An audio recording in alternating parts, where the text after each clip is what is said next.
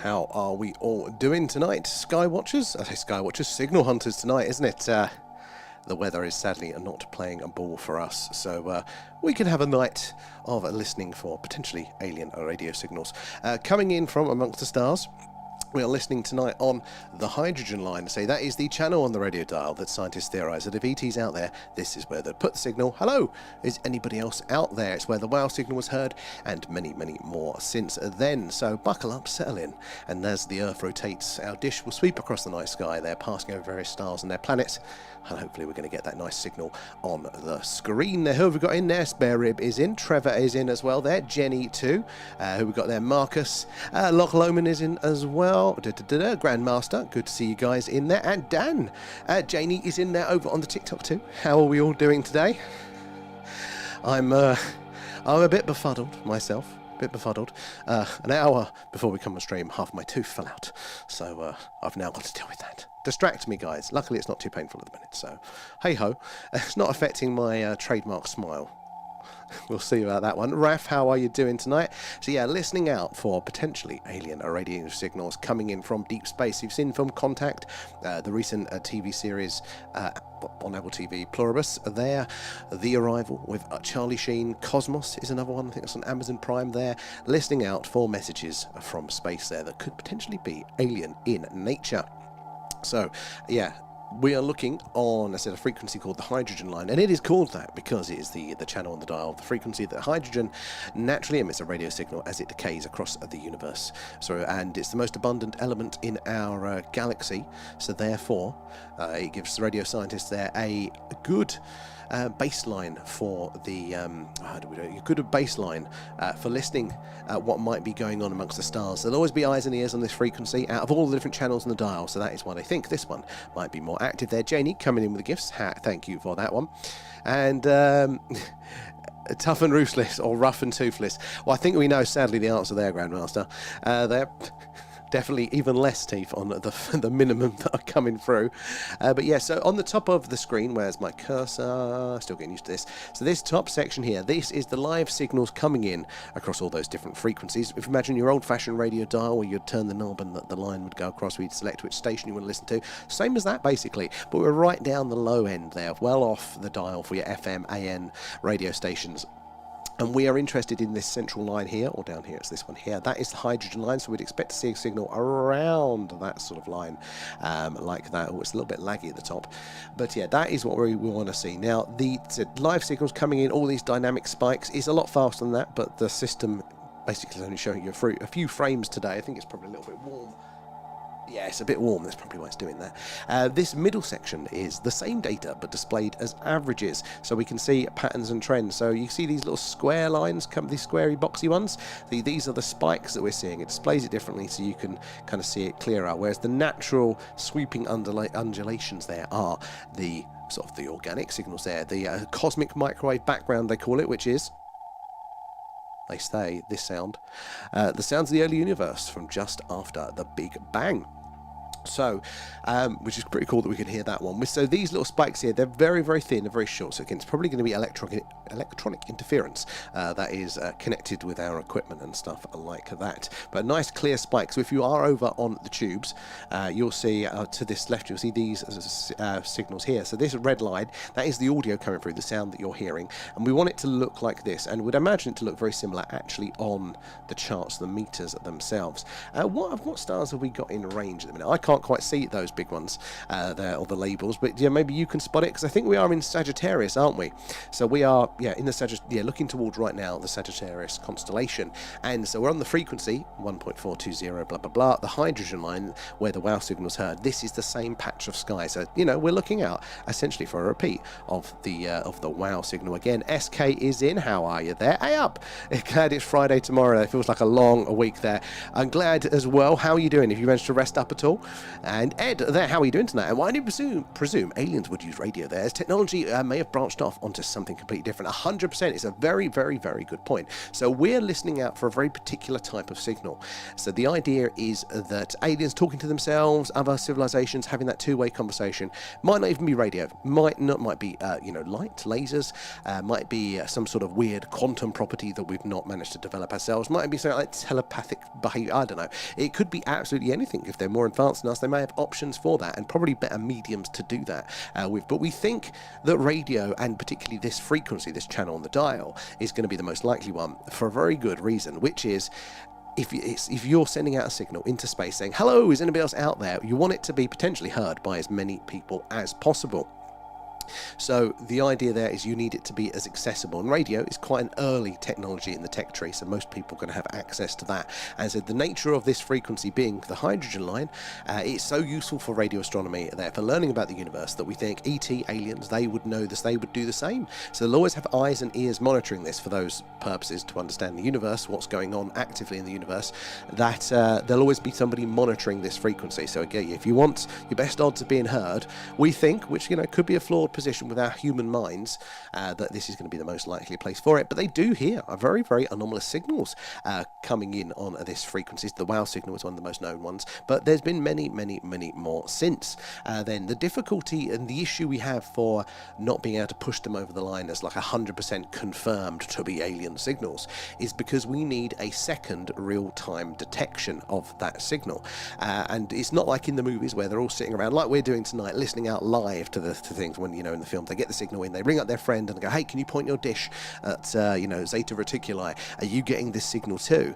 It's not like that. They spend years basically collecting the data, years analysing it, and then if they find something, years again booking in telescope time to look at it and see if it's still happening. So it's the space equivalent of Amazon knocking at your front door and then me waiting 3 weeks to go and open the door and being surprised they're not there.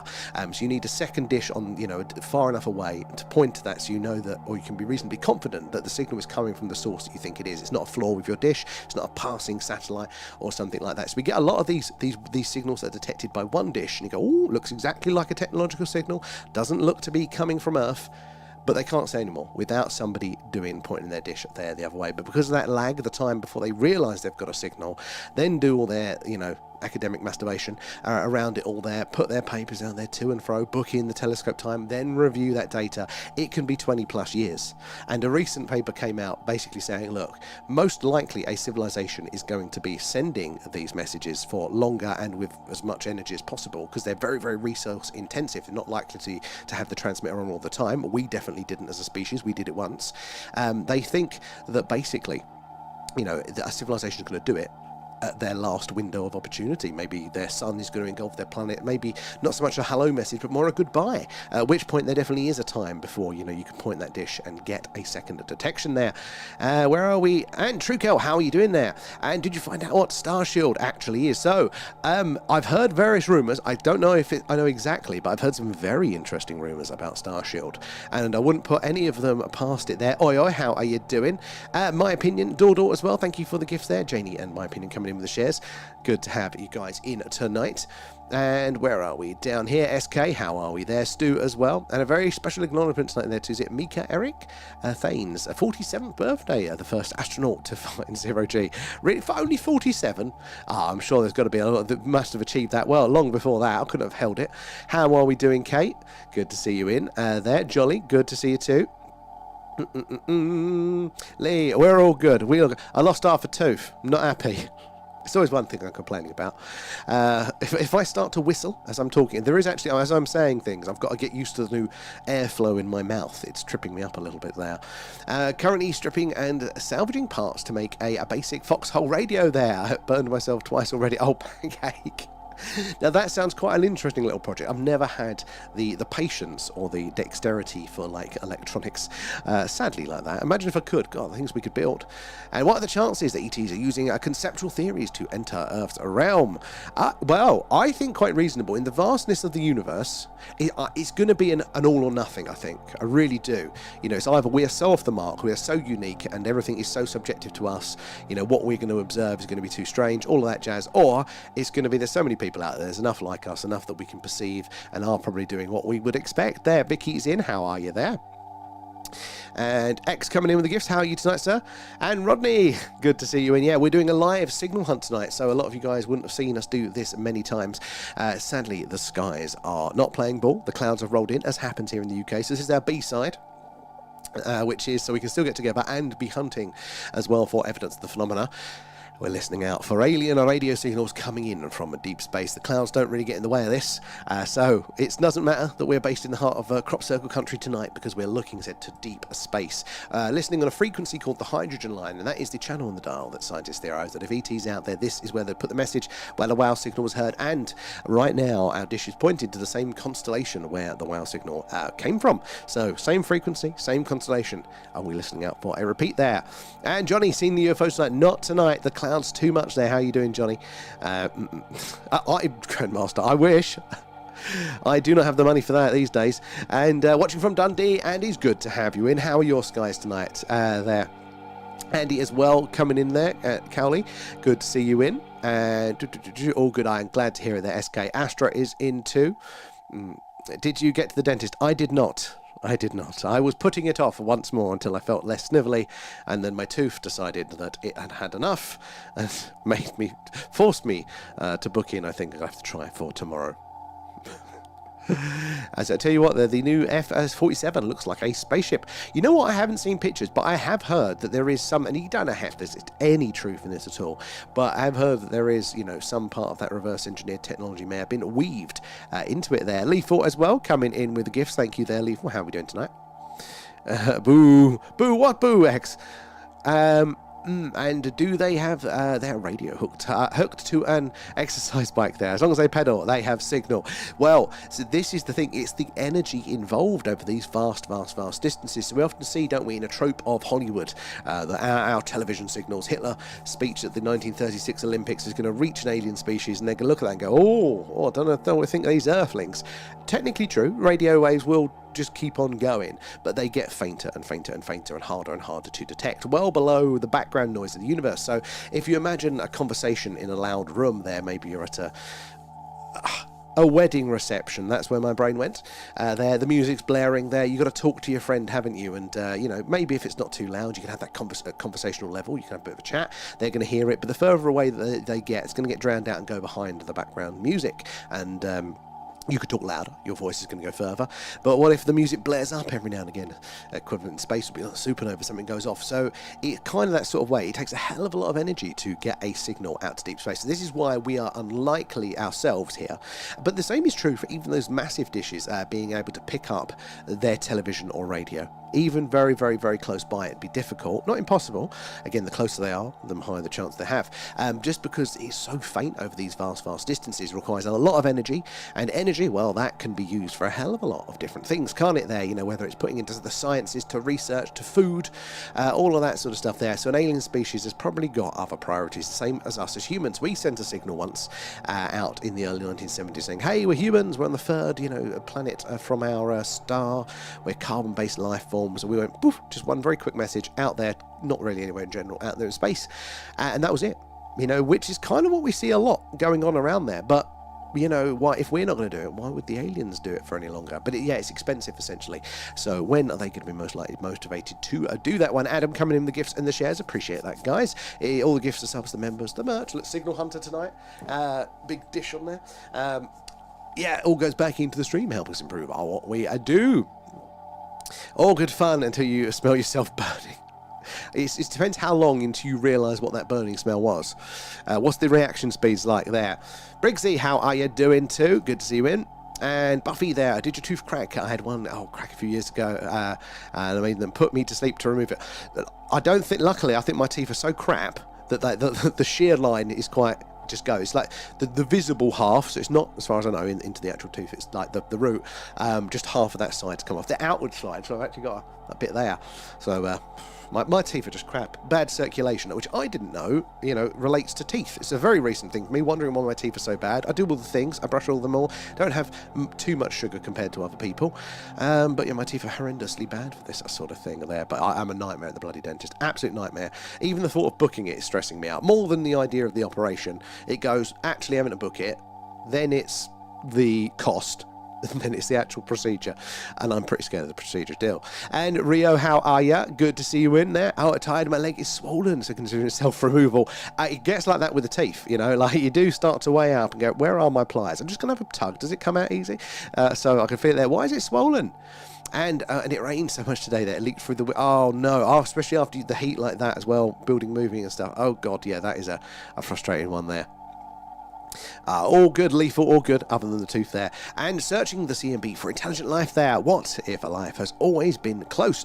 Good question. And again, it doesn't have to be, you know, A or B. Like, you know, we do for our sky watches. We're looking within the atmosphere, or just around it in orbit there. We're looking very close by for signs of life visiting us here. So if anything, doing this, we're widening that gamut up there, up to the rest of the galaxy, the solar system, the universe, hoping to hear ET say hello. But it is a bit of a different thing. We're looking far away tonight, whereas we're looking up close those other nights. But maybe both can be true at the same time there. Saltwater helps a lot. I'm going to be doing that tonight.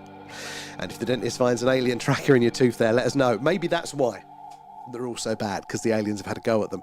How you doing, Adam? Good to see you there. And Cards, hi all there. Have you had any good stories from the Manchester area? We've had a few. So we definitely get a lot of people, you know, in the area. There's a park, a large park quite nearby, I think, on the edge of city. I can never remember the name of it.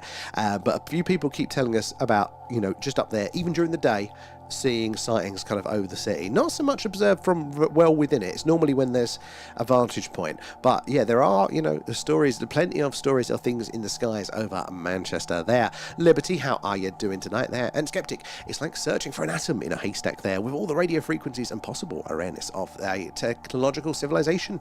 And one that happens to be around at the same time using radio. It kind of is, but there's still a lot of assumptions around that. That's the thing. It's that, you know, if technological civilizations, how rare are they? We do not know. We do not have any data points for that. So they might be somewhat common, but they, you know, probably aren't that common. But I imagine they're common to be within, you know, a range. But are they sending these type of signals? Because, you know, you could have a technological civilization like us. We're not sending these signals actively at the moment. It is a right place, right time sort of thing. So there definitely is that luck. But we don't know, because we don't do a lot of this. SETI gets a lot of data from other projects. They do a little bit of direct searching themselves. But we just spend so little time and resources on listening, let alone the sending of it, that, yeah, it's difficult. But what really kind of makes me go, because I would normally fully agree, like real needle in a haystack sort of stuff, but worth doing. But you know, what are your chances? The only thing is just how many of these anomalous signals do get recorded. Again, they don't get pushed over the line of actually confirmed alien, and rightly so. We don't have that second detection. I think we do need that. I totally agree. But I do think they need to be doing at least 2 dishes. They need to consciously be doing it to have 2 dishes to recording at the same time, so you can get that confirmation that is it outside of Earth. Because the scientific community at the minute, they do something a little bit devious, and I don't think it's a very scientific. I think it screams their bias, which is when they get to this situation, they get a signal that looks very technological, it doesn't look like it's coming from Earth. They go, probably man-made interference. Well, what evidence for that would you say? They must have an evidence. Maybe the signal looks very much like what you'd get from a passing satellite, or if there is a bit of electronic interference from a piece of equipment, maybe they've seen something similar before. No. A lot of the time, it looks nothing like any satellite. Not on any frequency satellites are known to use. They can't replicate it. They can't, you know, internally of the equipment, but yet they still go, well, probably. And you think to yourself, look, you don't have to say it's aliens, that's fine, but you've got to leave it in the interesting category. You've got to leave it open. You just don't put the other part of the sentence on there. Probably isn't necessary. They're adding that because of their own bias and their own fear of judgment. Because this is the thing, you know, we are getting these signals, so maybe they're somewhat common. And not all of them are going to be. A lot of, I would imagine, there's going to be so many things about the universe that we don't know.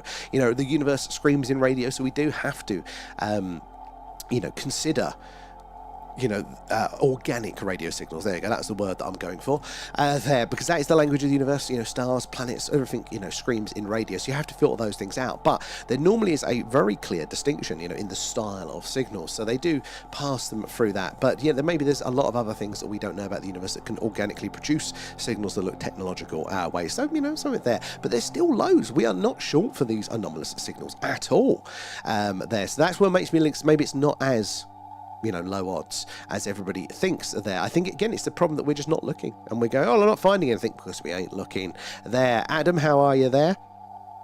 We're all good. Missing a tooth, Liberty. You're not going to hear the end of that one tonight.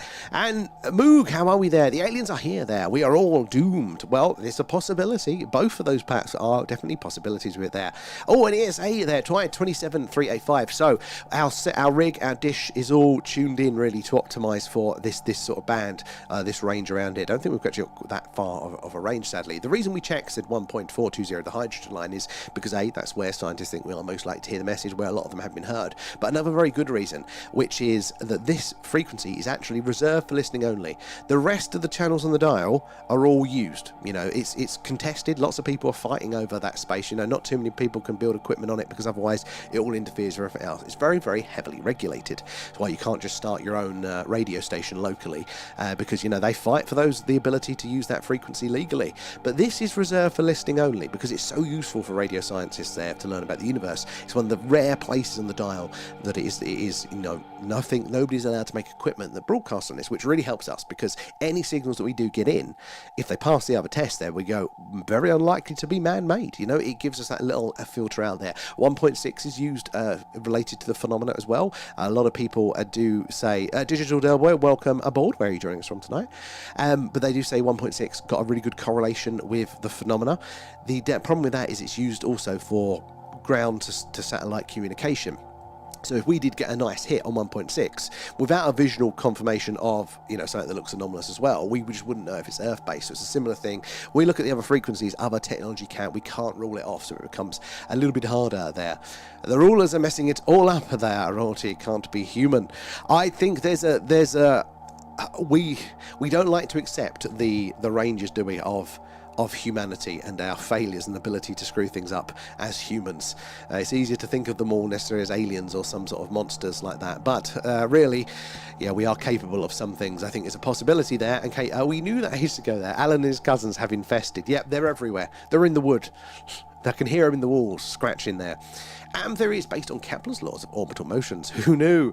That's interesting, actually, because it's a really good point there, that the science, one of its strengths is that we don't have to keep doing all of the work. We can build upon the work of other people, but that's also its weakness, is that if you get further along down the chain and you're not willing to go back to the core, and you don't know what houses have been built on these dodgy foundations, it can all come crumbling down there. So if there is something that is, you know, fully flawed, not just partly flawed, that can affect many, many other things. And what was it? Brain scans, that was it. Neurology is having a bit of a shitfest time at the minute. So you all see the pictures, don't you, of the brain scans with certain parts of the brain lighting up, and that shows the activity. This is something that's been widely accepted. That's how the brain works.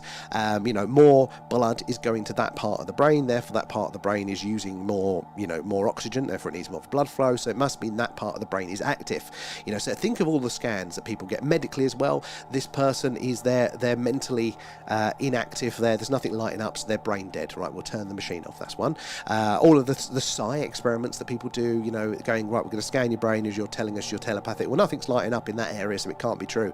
Well, apparently neurology is having a bit of a bad time at the minute because that assumption doesn't actually look to be true. New technologies come out and they can actually tell it's not just the amount of blood that's going there, it's how much oxygen the brain is taking from the blood as it needs it.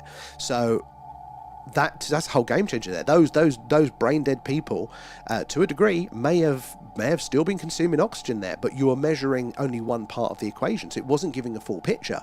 And so this is what science does. You know, it's brilliant, it allows us to go, but sometimes it's quite a lag before it checks itself, and it often treats these things as, oh, of course that's true, and it's like, really, are you sure? Have you checked now? So it's an interesting point there. And tracker there, I make 30 very good in 1 week there. Oh no, that's too much for me. I wouldn't be trusted there. And I hate the dentist there. They broke my jaw, pulling my tooth. I had to I had a similar one. I didn't get the full jaw broke, luckily, but I've got a buggered jaw since then. Like, yeah. So I have trust issues there. David coming in with the gifts there. Christopher too, and Lethal. Thank you guys for those. All goes back into the stream. And thunderstorms again. Oh, we had a bit of rain, a little bit of a split up, but not a lot. Definitely not the old thunderstorms. I wouldn't mind some of them, especially if it's cloudy already. 20 degrees colder than last Thursday. Oh, ARP it's insane, isn't it? I'm still in shorts. It's not that colder here, but the difference is crazy, and it's much more tolerable there. And what about fireballs in the sky? Oh, good question around those. So I don't know the specific ones, but that for me could tie in very much with the old plasmoids, the idea of sentient plasma life. It's been with us here on Earth the whole time, and we're only just about recognising it as a species there. Ashley, welcome aboard. Where are you joining us from tonight? Ben is in too. And spinning around Mars, how are you doing there? Has anyone seen the tridactyls are being studied at the Ica University in Mexico, the 6 mummified bodies, that three-toed, three-fingered beings with the cone heads? They sure look alien to me. They do to me. Adam there coming in with the gifts, and Lethal too. Appreciate those guys. Those ones I was really interested in. They look good, and there was a lot of credibility around them too. The only ways I'm saying was in past tense is that there were some doctors that came out recently. I think they specialised in toe joints basically, and they were looking, and they gave a very compelling argument to say they've chopped the toe off here and there. You know, there has been manipulation to it. And I haven't heard a good debunk of that, so I'm not going to write them off just yet, because I think they're really good. But that I haven't heard a good debunk of them. And look, those doctors might just be wrong. This is the thing, just because they're qualified and they're saying it, doesn't mean it's true. You know, and you need to hear the to and fro with it there. But I was very interested in them. And cards also explain that. I went to school in the hills near Rossendale, and the sky there at night was beautiful. Maybe that area, maybe, yeah, because the contrast when you just get out of the city there, it is night and day difference with the sky, with the light pollution there. And what are you using to record the sky? So, you mean the radio at the minute? So we give it a big dish, parabolic mesh antennae, tuned for the hydrogen line. It's pointed up, it's fixed, so as the Earth rotates, the dish sweeps across the night sky. So currently working its way through the Sagittarius constellation, which is where the whale signal came from, and the same frequency of the whale signal. So hopefully, you know, if we ever get very lucky, you might get another one of those. But yeah, it comes into the computer via SDR radio, and then various into our software, so we can analyze and see what's coming through. So a bit of a right place, right time sort of thing. And if we do get lucky, a signal will only be on screen for between 30 to 90 seconds. No real build up. It's just going to be, it's there mostly, and yeah, 30 to 90 seconds. You think with the Earth rotating, sweeping across the sky at these sort of distances, it's only going to be over that target for that very limited period of time. And a week today, it will be my birthday. Oh, Rio! Well, you do give us a reminder, so we can say happy birthday for that one. And was that the false emotion? I don't know. It's too big brain for me there. And thank you, Ben. I'm fine. I'm just scared of the dentist. That's all it really is. So that is the biggest one. The tooth actually doesn't even hurt at the minute. Touch wood. I'm sure it will later. Luckily enough, might be one I've already had a root canal on. I can't even remember how many I've had. But yeah, it doesn't hurt at the minute. It's just fear of bloody dentists. Nearly 40 and still very scared there. Oh, an arguing alien signal will be indecipherable to the point. It'll just look like the background noise. It could be. Like, this is the very nature of alien, isn't it? Like, just any assumptions that we have could be so off the mark. You know, it could be so subjective to our experience, our biology, the senses that we use, how we view and perceive the world. I mean, take time, for instance. You know, our time, think of how we measure time, first of all, let alone experience it, but how we measure it. It's based on the seasons dictated by our position around the sun and things like that. So first of all, you know, we default to day, week, month. You know, we go, all right, we're going to send one of these signals, but we're going to do it annually. We'll do it every year, right? Oh, we're going to do it every month, whatever it might be. So if we're looking for certain repetitions, we're not going to know what those cycles are, you know, what they may be there as well. But could it be something totally different? There's a really fascinating paper which I think points to this, which was, you know, again, are we looking totally wrong? Are we still looking too human, too homocentric around what we might be looking to discover? And they were actually looking at, I think it was fireflies and things like that, and the pulsing, the flashes of their self-illuminating tails, and looking at how they communicate the messages to the rest of their species. They don't have, as far as we know, complex conversations with each other, but they are kind of like, hey, I'm a male firefly, come get me, I'm a female firefly, and how they don't signal to the wrong animals and things like that, which is really interesting. Maybe we're just totally off the mark. I still think it's worth going, and said I think that those early signs that we do get these anomalous signals, so something's going on out there. Whether they're all alien, whether some of them are aliens, definitely up for debate. But it's not as if we've cast our net and got nothing back. There is some activity. It's enough for me, at least, to kind of go, I think we should be looking a little bit more at this one. Mikey as well, welcome aboard. Where are you joining us from? And what if trees and plants give off signals? Well, again, the more we look, the more they seem to. They definitely do in some ways, don't they? Trees do seem to send, because they're all connected by their roots and the mycelial network as well. The mushrooms help out with them. But they can notify other trees when one gets cut down. I'm totally butchering it. But there is things like that goes on. There, Lilac, the pub, the ploob, the pub there. I remember pub on Channel 4. I don't remember pub. What was pub? Have you been to the pub? Like, is that what you're trying to say? Got there. And Living Like There, joining Sam's live chats. Exactly. Splitting the screen. It was a dirty little kid. I think I have to check out what that was. And Stuart there from a Newport Pagnell. How are you doing tonight there? I'm feeling better, but half the tooth broke off, so now I've got to deal with that, and it's always going to be something. It could be sunshines, roses. You know what I mean? I'll find something to complain about. I wouldn't know what to do with myself, would I? Oh, and did you find any time to listen to the pretty much? Oh, you know what? I didn't, but I did. I don't know if it was you that mentioned the Bigelow one. No, I think it's somebody else actually. I finished that one off, but I didn't actually. So I will. Let me write that one down again because I will totally forget it. It was David Icke, wasn't it? Icke. And there we go. Thank you for the reminder there. Live a little. And Vicky, how are you doing? Save that to watch later. What's that one? The interview. Yeah, just talked about a second ago. Emma pointed the dish at the moon there. You never know. Could be alien bases right under our nose. Rich, I want to. So the dish at the minute is fixed. There are a lot of things that we could do to not have it fixed, but I've not found a good one that I can just kind of mount the dish to it that's going to move like the new one, what we've got for this. We need a waterproof, like an all-weather one we can leave outside for it. So it's on the radar, because I think, wouldn't it be awesome to be able to go, right, let's go listen to this star. Let's target to this one. Some of the ones that maybe have, potentially given us signals previously, where those anomalous ones have come from. I think that could be really cool there. And Christopher, have you got any signals before? No, we haven't, sadly. It's not like the sky watches that we do. There we go. It's a lot on clear nights, guys. We do a UFO, UAP, a sky watch, and our skies are alive here, right in the heart of crop circle country. So we see lots of cool things there. But with the signal hunters, sadly, it's a little bit more of a longer game, a slower pace there. Again, they're incredibly rare, but they are getting less rare. So it used to be the case that, once every other decade or something like that, you'd get these anomalous signals science would detect, and then it become every decade. And then it was every couple of years, yearly. I mean, we're getting multiple now. And again, human technology, more dishes, more sensitive. So no wonder they're seeing more of all the activity that is going on, I think, up there in space. But we ourselves haven't yet. Again, but it is like the lottery. So, if we all get it, we all get to claim to be somewhat famous, don't we? We can all be on the news. Live streamers caught alien signal. And as Lethal says there, tap, tap, tap on the screens. We do appreciate that, guys. It is the likes, the shares, the tapping away, all of that jazz that helps us reach more and more like-minded people like yourselves. The more eyes and minds on the old phenomena, so the more we can all piece this puzzle together. And Stuart, they say the brain is at most active just before death there, hence the life review. There are some interesting things there, isn't there? That and again, all of that stuff, though, is based on those scans.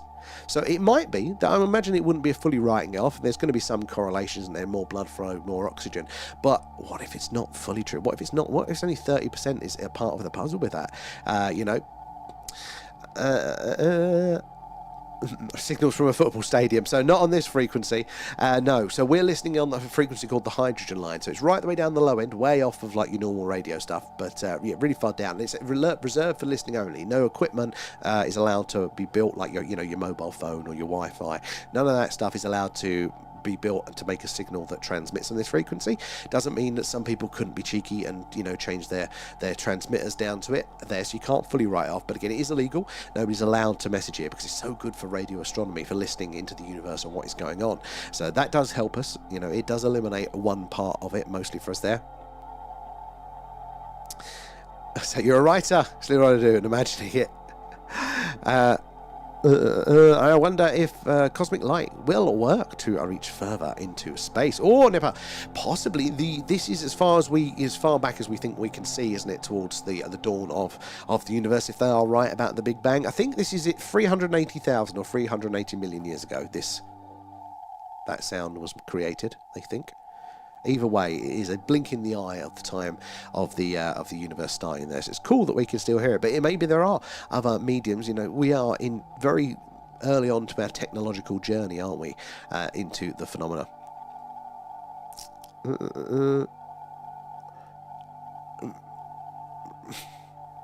You just not have to listen. Imagine just not have to listen to the people that are there.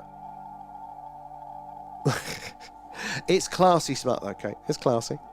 This is when you do your one comes out and said it's like the next Harry Potter. I could be. And cards. Because Manchester itself is basically in a huge ditch. The outskirts of the city around the Pennines, 1,000 foot higher up there, so great hunting. So you're actually quite, the geology there can really help it. I was just not aware of how any of that sort of thing's affected. It's only doing the sky watching now. I'm starting to learn ever so slightly. But the valleys help with all of that. Not yet, Kate. Not rich or famous yet. Hold out. And Gandalf, how are you doing? Good to see you there. And that's exactly where you're, Vicky. Ooh.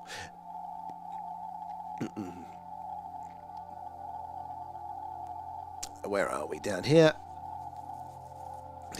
This is crazy. Nipper, you're still awake from last night's stream. You sound like you've got my insomnia. There we go. Get a word out, Sam. Finally going to, rest up. You use the sounds of the cosmic microwave background there to send you off to sleep. And I hear a tree, and I think I've been proven that they interact. Oh, I hear trees, and I think it's been proven they interact. But I don't know about us that I've heard, but that is interesting. Honestly, I wouldn't be surprised. It wasn't that long ago that we didn't think, cats and dogs and other animals were sentient. Jesus Christ, did nobody ever have a pet? Of course they're bloody sentient. It's not a hard one, is it? So I really wouldn't be surprised if that came out for basically everything there. And where are we there, Bia? Welcome aboard. Where are you joining us from tonight? And guys, if you are joining us, we're doing our live alien radio signal hunt. Sadly, the clouds have come in, so we can't get the camera out for the normal sky watch, but that's what that looks like there when we're looking for UFOs, UAP in the night sky here right in the heart of Crop Circle Country here in Wiltshire. But so tonight, clouds are in. It is alien radio signal hunt time. We've got a big dish pointed up to the night sky, and as the Earth rotates, it's going to sweep across various stars and their planets. If we get lucky, hopefully, one of them is going to be choosing to send a radio signal. It's going to be inhabited, and they'll be sending a signal. See it nice and clearly on the screen on the meters we have got here. We are listening on the hydrogen line, so the channel on the dial that scientists theorise that if ET is out there, this is where they are most likely to send that message. Out of all the different channels, out of all the mediums, they think this is the most likely place, and it is where some anomalous messages have been heard in the past. So most notably, the WOW signal has been heard here, and we're also actually, guys, not only on the signal for the WOW, the frequency for the WOW signal, but we are the same patch of stars. So it's the constellation Sagittarius, and that is where we're pointing to tonight. So maybe we'll get a repeat if we're very, very, very lucky. There, do say hello. Let us know where you're watching from, and ask away any questions you may have. We want to hear from you all. I'm only 7 minutes behind in the chat tonight. It'll be a quieter one, but yeah, we want to hear from you all. So trees act like parents there. They can bypass other trees and send water to their ceilings. Really? That is insane. You think of where do they, of our current understanding of like the brain, to make those decisions, to figure it all out. Where do they do that processing? That is very cool. Where are we down there? So why ignore someone who is explaining what gravity is? I can't see explaining around there. But we don't actually know what gravity is. So we haven't got an accepted one. We've got various theories. We can talk about that, but again, it might be too scientific for me to understand. I hear your belly when it rumbles. You feed it. Cause and effect, simple. And Ed said, I think we are more likely to receive a signal via a quantum form of receiving, and the distances and the radio speed limit would present communication problems. It really would. So I think to actually have a conversation, you're probably going to have to. Going to have to be some sort of different method there. Maybe quantum tunneling there. If you can encode a message in, what do they call it there? Quantum entanglement could be a great way to do it. This thing, it depends what sort of message it is. If you kind of are just making a statement saying, hey, anybody else out there? Or maybe it is the goodbye. Maybe you're doing a bit of a celestial broadcast going, guys, don't invent AI. We did that. We've buggered it for ourselves. Our civilization's about to end. Here's the warning. Or, our sun is going to engulf us. Let's upload all the information, all the things that we learnt to the galactic internet. Maybe somebody could take to pick up where we all left off. So you never know what type of signal it is, because there is probably the better the communication method, the medium, the more complex it is, the less listeners, the less people who are as advanced. So that is one of the arguments for radio, is that it's actually quite easy. It's very low on that technological advancement. In fact, it is the language of the universe. So it's not just a technology that we've invented. It is a phenomenon we've discovered. Radio is how the planets talk, how the space talks. It's all out there in radio. So we've harnessed and adapted it for communication. So therefore, yeah, it's quite easily available.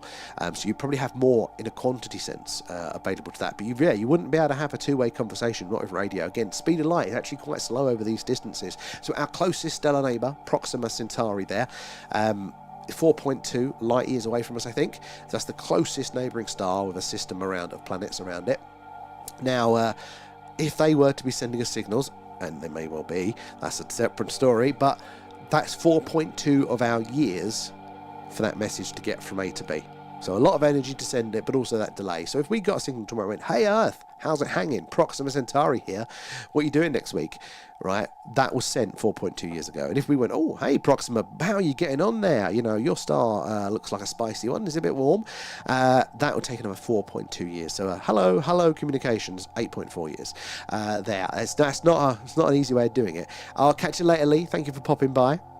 And living like there, Sam, have you heard of the water hole there? It is the quiet region on the radio spectrum between 1.42, which is where we are here, and 1.6, and the astronomers that consider a good meeting point for interstellar communication. So yeah, the idea of the interstellar watering hole is a really good point there. And it's this selection of frequencies, again, down the lower, starting on the frequency that we are at. So it is, you know, from here, this way for a bit, there, from our central line to the right. That is like a watering hole, you know, on the savannah there. All of the animals come to drink. So it's this central point. That's something that they all share in common. And if the hippos wanted to talk to the leopards, they could have a bit of a chat, couldn't they? But they meet there. And the idea is that these frequencies they're all associated to elements. So hydrogen line, again, it's called the hydrogen line because it is the frequency that hydrogen naturally emits a radio signal as it decays. So it gets its own frequency, 1.420 there. But there are others, I can't remember any of the others now, but there are all others at different frequencies going on all the way up there. So, you know, you could pick any one of those and go, oh, well, look, if out of all of the different channels in the radio dial, let's pick the elements. You know, it's kind of a basic thing out of ones to pick. So that's one of the things. Now, the reason that we don't do the rest of it is technological part. It's difficult to do a wider spectrum on there. But also, as soon as you get off of 1.420 where we are here, you get then potential overlap from Earth-based signals. So we'd probably get loads of signals, but then we can't filter them out. But it is, yeah, theorised that it's not just this frequency, and although this one might be the best one because hydrogen, out of all of the elements that have their signals, have their frequencies, because it's the most abundant element in our galaxy. It gives the universe, it gives radio astronomers a good baseline to know what's going on in the universe. It gives that, you know, sort of a point there to measure from. So they're always going to be monitoring this one. So I think this one might be like, you know, the peak. But yeah, because it's reserved for listening only, we don't have to worry about any interference there from other technology. But it is theorised that down that there, and I think there have been signals that have been heard off of this frequency down that range too.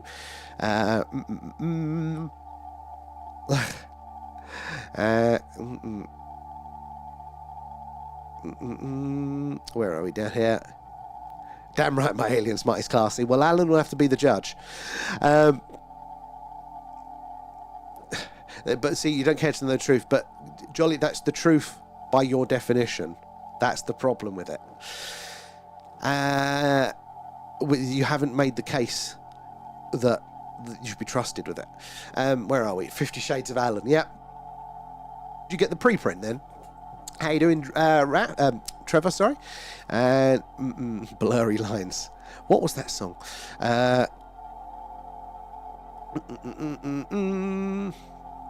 Where are we down here? 1.8 thousand seconds. What's that?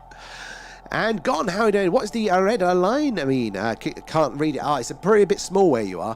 Actually, it's on the tube, so that should be bigger there. So the red line is basically to get the alignment to which frequency you're choosing. This is the one we're listening. We do here. This it just helps kind of get it aligned. So the red line isn't really of interest there. This is the one for us here. Sorry, my cursor wasn't on the right screen. This is the one that we're interested here. This is where we want to see the actual signals come across. This is the same line, but this graph displays information differently. So this is the hydrogen line. This is the channel where we want to see that nice spike going up around this, the yellow and the green line centrally are there. Oh, 1.8 thousand seconds. How long is that? Oh, I can't do quick maths. It kicks off out, but exactly without your calming influence there. Harko, how are you doing? Good to see you there. Thank you for the gift there. I like seconds. It makes it sound better. What's the 1.8 thousand seconds there? Is that coming up on the... it's not the time limit for the chat, is it? Is that what it's saying? There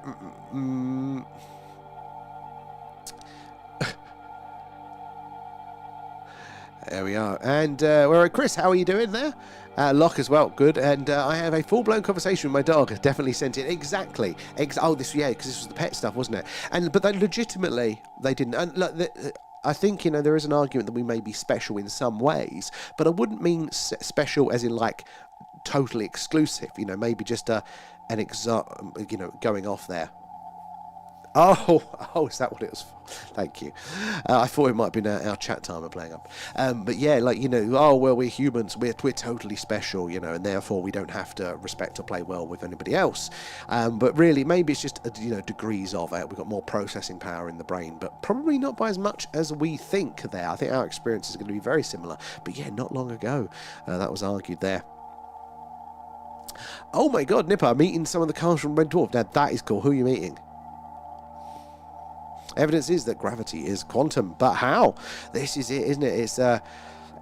There's no definitive answers yet. It is so interesting and something that we take for granted. Look, we are affected by gravity all of the time. It's something that we interact with, but yet we don't know what it fundamentally is. Like consciousness there. Yeah. Not like posters on your wall. Not yet. When you get a signed one, go up there.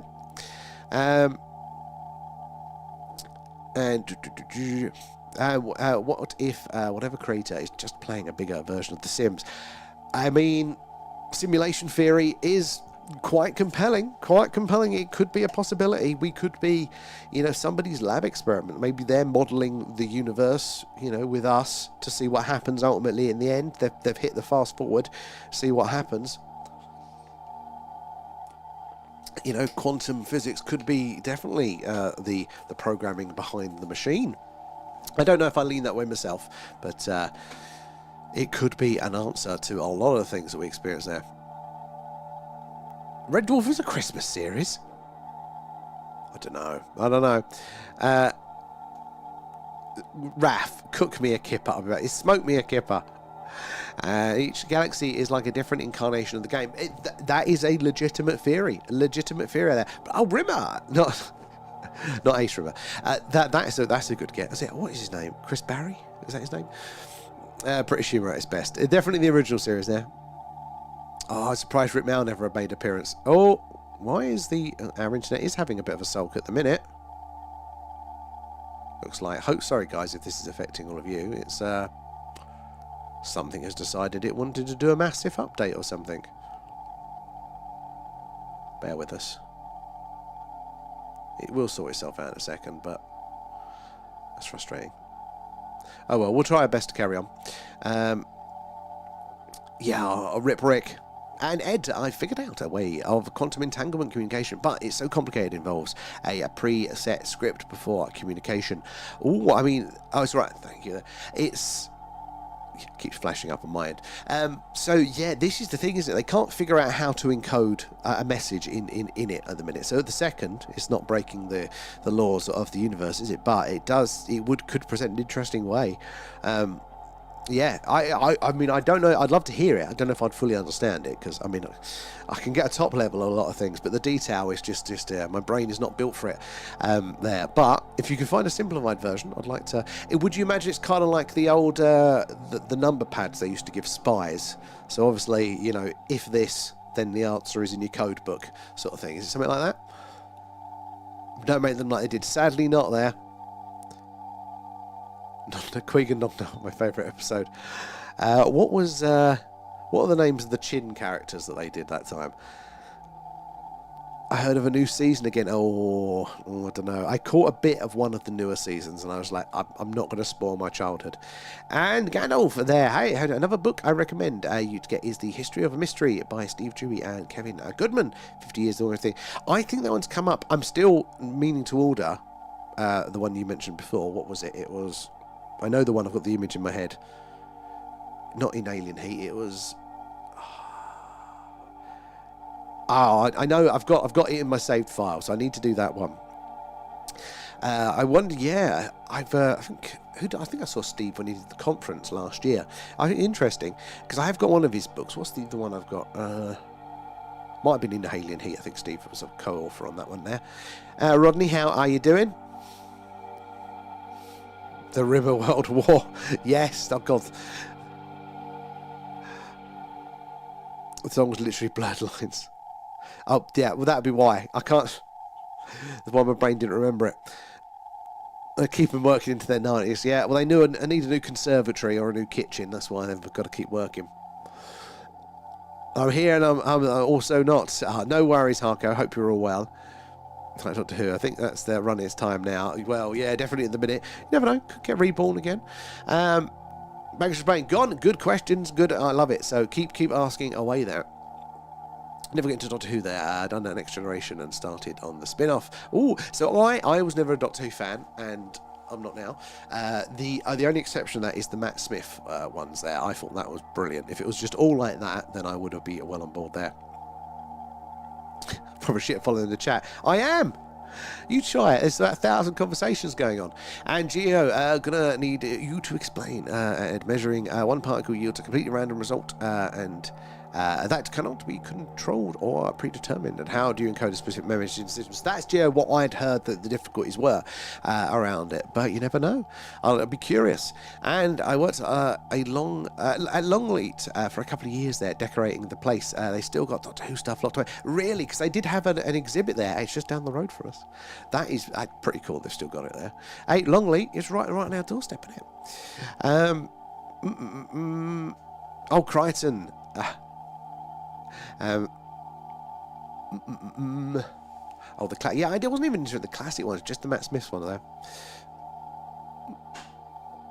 That was loud.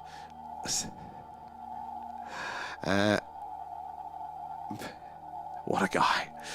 Yeah, a good series. Did you see the video I put on Discord of the lights moving around? Oh, lethal. I have been slacking for where I've been ill, and now I've been probably slacking with that one. So it will be probably after work tomorrow, actually catch up. So I don't think I have seen it yet. I think literally this whole week I've been really shit on all the messages. So sorry.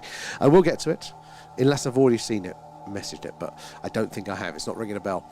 And it's going to be always based on a preset conversation. So certain outcomes can make those particles effectively sound a yes or a no to certain preset questions. It's really hard to explain the truth. Yeah, it's not the best medium for it, but yeah, it'd be interesting. That's the one, Pancake. I love a bit of Red Dwarf there. Actually met Danny Richard. Really, now that is cool. He's had obviously a wider career now, hasn't he? And all his BBC radio and his music. What a mod. You can't control the individual outcome of a measurement on an entangled particle to create a specific predetermined result. Sounds it. I think the quantum tunneling, so definitely this is totally separate. That's the quantum entanglement of particles doing the same thing over infinite distances simultaneously. But they can't, basically, as far as we know, make the particle do what you want to therefore signal the distant particle the message. But the quantum tunneling, there we go, I hear very good things about this. It's the idea of essentially like a mini wormhole, that you can send your message through, or it's instant, instantly in a different place. I hear that has been tested. Don't know how true that is. Oh, Cradle of Contact, that was the one, yes. Because in my head I keep it Cradle of Fear, but no, it's Cradle of Contact. That is the one, yeah. David Gibbon, liked our theory when I posed it as a comment on one of his videos there. I know scientists, but probably not necessarily led. Not necessarily. I think, look, it's a reasonable, because I think that is the pre-theory around it. But if nobody new coming to the table happens, then there's no new ideas happen, do they? People, especially scientists, are often siloed, and it's good to have outside views there. So we don't know, but I think it's always worth contributing to it all. Old Kippin has really, he's got some very interesting theories around all sorts of stuff there. One of the things that I cite, which is the maybe it's not a hello, maybe it's a goodbye message. That's when a civilization is most likely to be using the energy to send it for as long or as most powerful as they can. That actually comes from David Kippin. That was one of his recent papers, or recent ones there. Onto a Nobel Prize. Well, this is the thing. If nobody tries, nobody contributes, nothing new happens there. So it's always worth hearing it. Oh, Eccleston, Smith, and of course Tennant was the bollocks. Wasn't written well enough for Capaldi, though Heaven Sent was an amazing episode. And I never got Tennant at all. Never. The missus loved Tennant as a Doctor Who. Me, he just didn't tend to run. Same as Capaldi. I feel old Jodie got a rough deal with the script writing, so she probably could have been better. Cannot predict the 50-50 or manipulate it up or down if the state resolves the measurement. So yeah, that's what I've heard is the issue at the second half. Find it interesting, the team on Skinwalker Ranch keep picking up signals around 1.6 gigahertz during the experiment. Though this is an interesting angle, because 1.6, so we're down at 1.420, but 1.6 does have a strong connection. It's not just Skinwalker Ranch.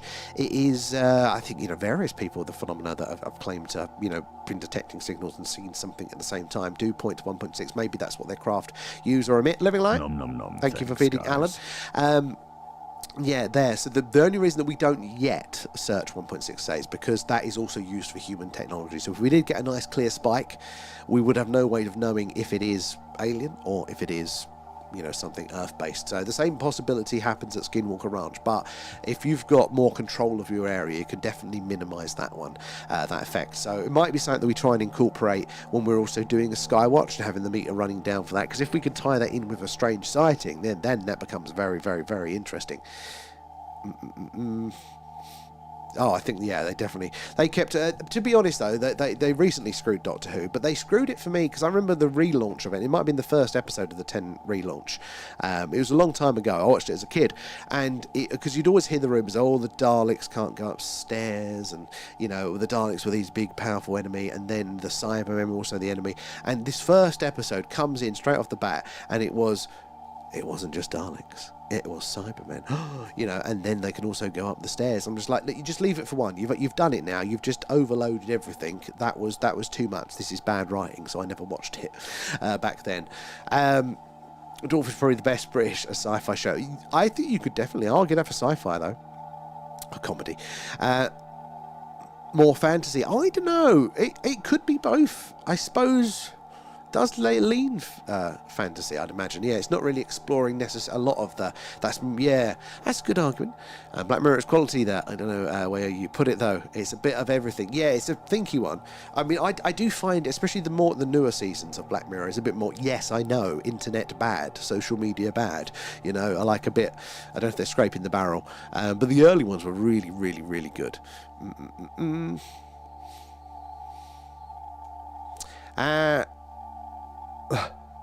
Quantum tunneling is a highly theoretical, and it's a great idea, but it's bound to unproven ideas that haven't even been hinted at in the real world. But lots of physics started out the way. So this is the thing, and it could start out and go correct, or it could go totally off, couldn't it?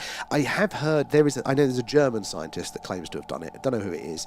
My vague recollection is that he is a mainstream scientist that has now been shunned because of it, whether rightly so or otherwise. So, but there is some guy, I think, German scientist, that claims to have done it in his lab. Claims. I don't know beyond that one, but I found it interesting. But yeah, maybe something to it, maybe not. You never know, do you? There. Oh, go to hell. Sorry, guys, it's TikTok. I went to complete a little puzzle because it doesn't think I'm real. You know what? I watched about 1 or 2 episodes of Game of Thrones. I never really got into it. It wasn't bad, but sorry, I just never pressed play on the next episode. I'm still with you on the Matt Smith front, but don't diss the Tennant. People love Tennant. Like, they did really, really love Tennant, and I just don't get it. I just really didn't get it. Got to say, Tennant super. Now that I can get. And Locke as well. I like both Tennant. It's going to do the American Doctor Who. Ooh. So they said on Sunday brunch, I think it was. That, not for me, but I could see why they'd do that. That could be very interesting financially for the BBC there as well.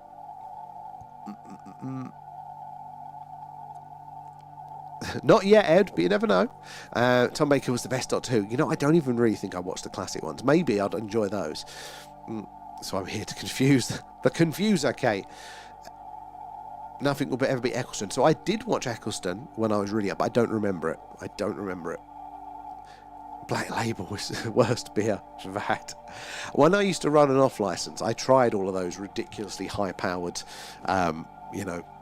pound to wipe your brain out drinks, and there were some grim ones there. Not in a long time though. Floating Dalek is ridiculous. Exactly. Message request for a bloke calling me beautiful. Well, there we go, Lethal. Hey, it's all looking up. What do you mean blocks? God, never look a gift horse in the mouth. White Christmas and Shut Up and Dance are two proper amazing bits. I can't remember the names, but there was some really, really good ones there. I'll catch you later, Gandalf there. Heavy day tomorrow, so catch you later there. Thank you for popping by. Is E.T. phoning in? I wouldn't mind. Beautiful alien dreams. God, what was I? Oh my God. So I was listening last night. I couldn't sleep. Typical.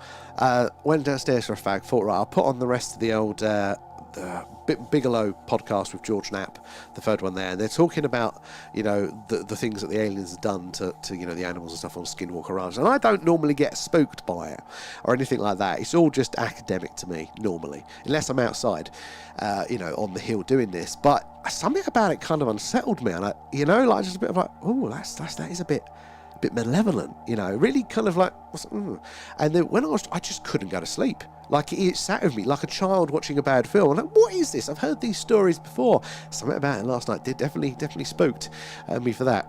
The American In-Betweeners. I don't even, I can't even imagine how badly they adapted that one. My name is Jeff. I will spare you the impression there. Quantum tunneling falls apart for the same reasons quantum entanglement does there. Tiny objects like electrons do not have a single exact location. They are described as a probability wave. Now that is interesting. So I didn't know the differences between. I can kind of wrap my head around the entanglement and what they were saying there. But for me, tunneling, big question mark, really. I got when they were describing things, but that is interesting, yeah, because this is the thing, we know that the quantum effects are there, but we can't encode data into it, because technically that would be, breaking the speed of light limit, wouldn't it? So maybe that is the specifics of why. It means there's no guarantee that they'll ever appear near a wormhole. Interesting. And the 70s were definitely best for Doctor Who, but not for a lot of other things. And however, Heisenberg's uncertainty principle dictates that there's a non-zero chance of it appearing in the right place at the right time. So yeah, you can't guarantee it, but it's possible, but these chances are low. Tales of the Unexpected. So that rings a bell. One that I watched as a kid was... Why is Tales of the Unexpected? Like, which one's that? Did anybody watch Strange But True? Was it Michael Aspel? That was one as a kid. Chance of tunneling absolutely collapses in instances. Interesting. Yeah, there was some scientist that was claiming that he can do it, and he's tested it, and he's measured the speeds there, and it was there was more substance. He was a scientist at a university, but he was still, I think, heavily not criticised, but you know what I mean. There was definitely contested around it. I have to see if I come across what to the person it was there. Really, if you want me to remember popular culture, you're going to have a bad time. I'm always disappointed on those ones there. Always. Where are we? We're up to that. I'm consciously monitoring my tooth now, going, when's it going to hurt? Okay, in a minute there. Oh, Ed, there, we need quantum entanglement communication, or there'll never be a galactic empire. Bang on. Like, because... exactly, because this is so hard to get our heads around. It's not like when we talk about going on a trip on a flight, it's going to take me 12 hours. Right, you're going to have to wait 12 hours. Time is travelling at different rates, and if you ever send a message, it's going to be it's not just the delay and the inconvenience of the delay. First of all, that is a big inconvenience. We're not used to that. especially in modern technology. The closest we came, I think there's like a ring around our solar system of practical functionality. So I think within the solar system, although there is a communication delay, you couldn't have a real-time conversation, you couldn't FaceTime your friend on Mars. Takes 5 minutes for the data to go back and forth, so you'd have to just send a pre-recorded message. And that would change our dynamic, but in a sense it's kind of like going back to how we used to have to post letters to people, like think of the voyages across to the New World and things like that. That was a couple of years if you ever saw them again. So you'd post letters to your troops over there and say, this is our decision. Very long and tedious, but we handled it, and I think that would work to a point with this circle. But I don't know if it's a light year around that point. When time starts to get weird, it's not just the delay, it's not the plus or minus the time zones that we have here. Because we're so close together, we experience it pretty similarly. But over these distances, again, it's not necessarily linear. How the dynamics of that is not something we can look to history for an example from there. Tales from the Crypt. Now that I remember. Unsolved Mysteries. I didn't watch that much when I was younger. I've watched bits of it after, like as an adult on YouTube. Should definitely reboot it. Yes. Strange but True probably got me into the paranormal. Buffy, I think the same. I think that would have been the first angle to it. I can't decide if it was that or if it was this big blue book that my uncle lent us, which was on, and it had the whole, is it Rendlesham Hall with the ghost on the stairs and the monk at the altar and that. And Rowan Atkinson would have made a great Doctor Who there, playing it with a slight pinch of Edmund Blackadder. Weaving sort of, didn't they do like a Children in Need, a Red Nose Day sort of special with him as Doctor Who, which is kind of, because it's a BBC show, it's kind of argued as canon. I feel like I've seen that. Twilight Zone and Hammer House of Horror. So not a lot on the Hammer stuff, but I have seen a few Twilight Zone ones, and there's something about its age and its pace that kind of hits a bit creepier. There, Friday Night's Appointment with Fear. Oh, what's that one? A minute hit behind the apparent sofa. I've not even heard of that one. Appointment with Fear. I'm racking my brain for the creator of quantum tunneling there. I remember George Gamow was heavily involved. Ryan Josephson, that shouldn't be hard for me to pronounce. John Clark, I can't remember the German. Gonna have to Google it. Again, it could be that it's a more recent one, this German guy, but it could be totally talking out of his arse. But it's definitely like a recent sort of thing. OJ fan was Friedrich Hund, but he only used Schrodinger's equation double well. Movement 27. Yeah, so this is a more recent guy claiming that he's managed to communicate via quantum tunneling instantly. Could be so it knows us, but it was interesting. Just as we transcended time and space in dreams, it may also be possible for us in the waking state when our dormant DNA awakens. That's a good angle.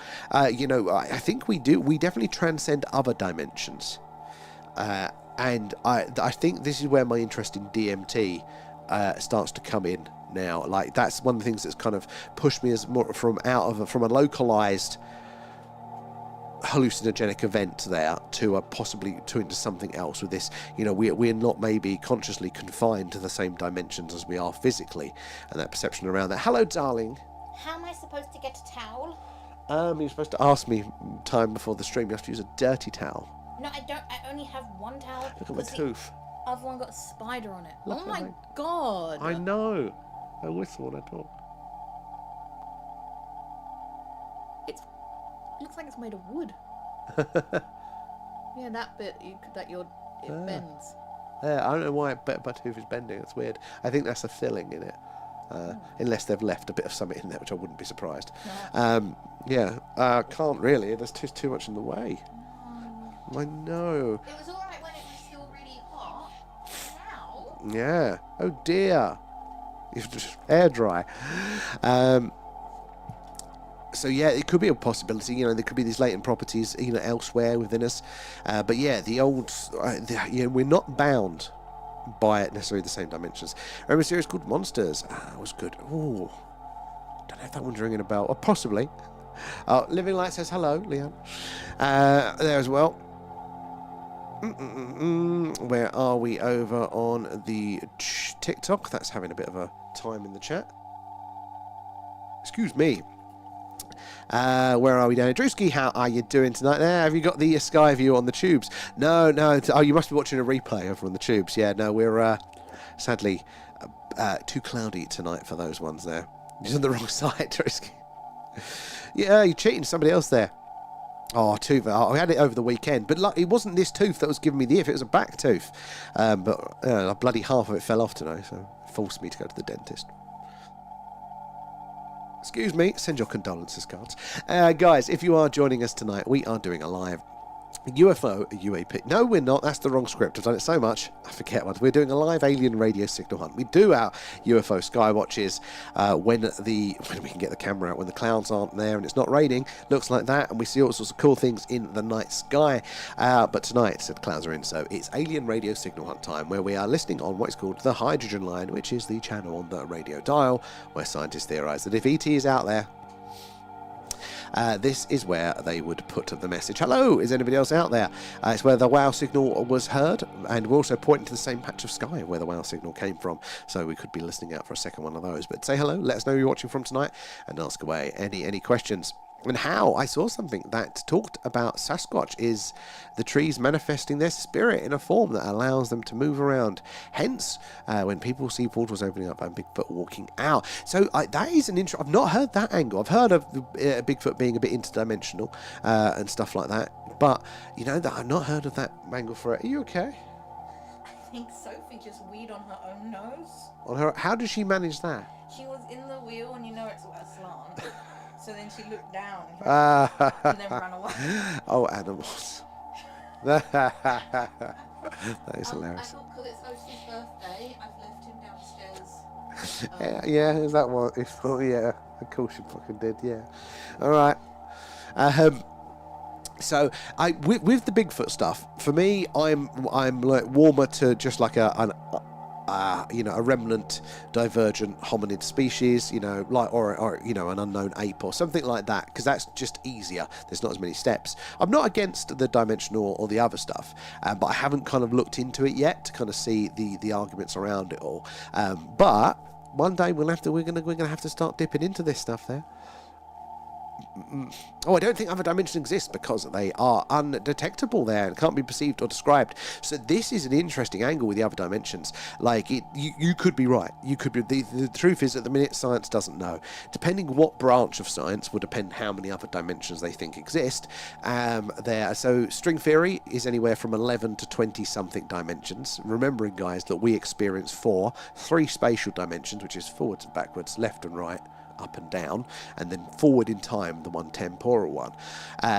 But yeah, they say that there's a combination of spatial and temporal dimensions up to 11, 25. But other, talk about less, some talk about more. They haven't been able to detect them yet. They did do some experiments where they thought that they could basically detect them, but turned out they didn't detect anything. So it's in that grounds of people just don't know. Definitely Hollywood uses dimensions as a bit of a get out of jail free card. It's like the great way to fudge the numbers. We'll just put a little dimension in there. So as far as we understand it, dimensions are a way to interact with the same space rather than a little pocket universe. That's not necessarily how they are. Necessarily.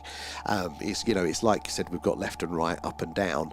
Well, you've given me a third dimension, I get forward and backwards. It's kind of like, that's another way to interact with the same space. But it is an interesting one. Star Trek Ant-Man civilizations rely on subspace radio, which exploits theoretical physics to transmit signals faster than light. I've often wondered what their workaround is, because they'd have such a plot problem out there in space over these vast distances. So yeah, if they could, then it's an interesting way around it. But yeah, I don't think it's looking good at the minute for being able to. And I wouldn't worry too much about the dentist. I was dreading having a wisdom tooth out of that. Oh, I got scared by it. The research I did, but it was bearable in the end now, and I worried for nothing. But I can't tell you the amount of times I have worried for nothing with the dentist. And to be fair, my last dentist was actually quite good, and this dentist seems to be quite good as well. But I still can't quite let go about it. It's having those bad ones. It really just sits with you, the panic of it there. And you end up paying twice for it. So I'll stress out in advance, and then I'll stress out during it, and it probably will be fine. And I'm not actually even worried about it at the minute. This one, touch wood, as it starts hurting, should just be a bit of a fill-in, rebuild the tooth around it. Should be, hopefully, if I'm lucky. But even root canals, I've had so many of them now. They're less painful than the extractions. I'm fine with that in principle. It's I don't know. I just not sure why there is too much of a dragon for it there.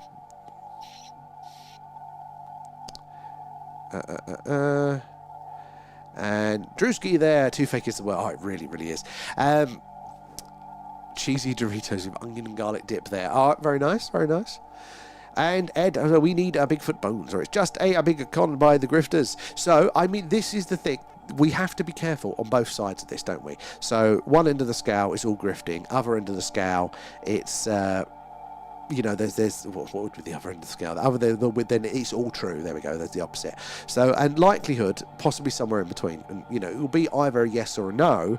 But I think, there are a lot of people like in between in the sense that, they're very passionate, but maybe they don't know what they're seeing. There are definitely in all spheres of these things, even in science, there's bloody grifters as well. But I think there does need to be a standard of evidence that we can all agree upon. But we also just have to kind of accept that we don't always necessarily get the evidence until not we're ready, but again, like with the space stuff, we just don't have the resources to go out there and actively collect and monitor enough to get that confirmation. We probably could. I strongly believe that if we actually did put in the resources, we could lock that one in probably quite quickly, but it just would take a lot of telescope time and money that they don't want to apportion to that. And it might be the case with the Bigfoot stuff as well. And until then, it is in this middle ground. Like, I don't think we should be laughing at people for believing in Bigfoot, but I also don't think we should be, going, oh, you're dickhead skeptic or something on the other end of it. I think we just have to get more comfortable with this middle ground, because that tends to be where the world works.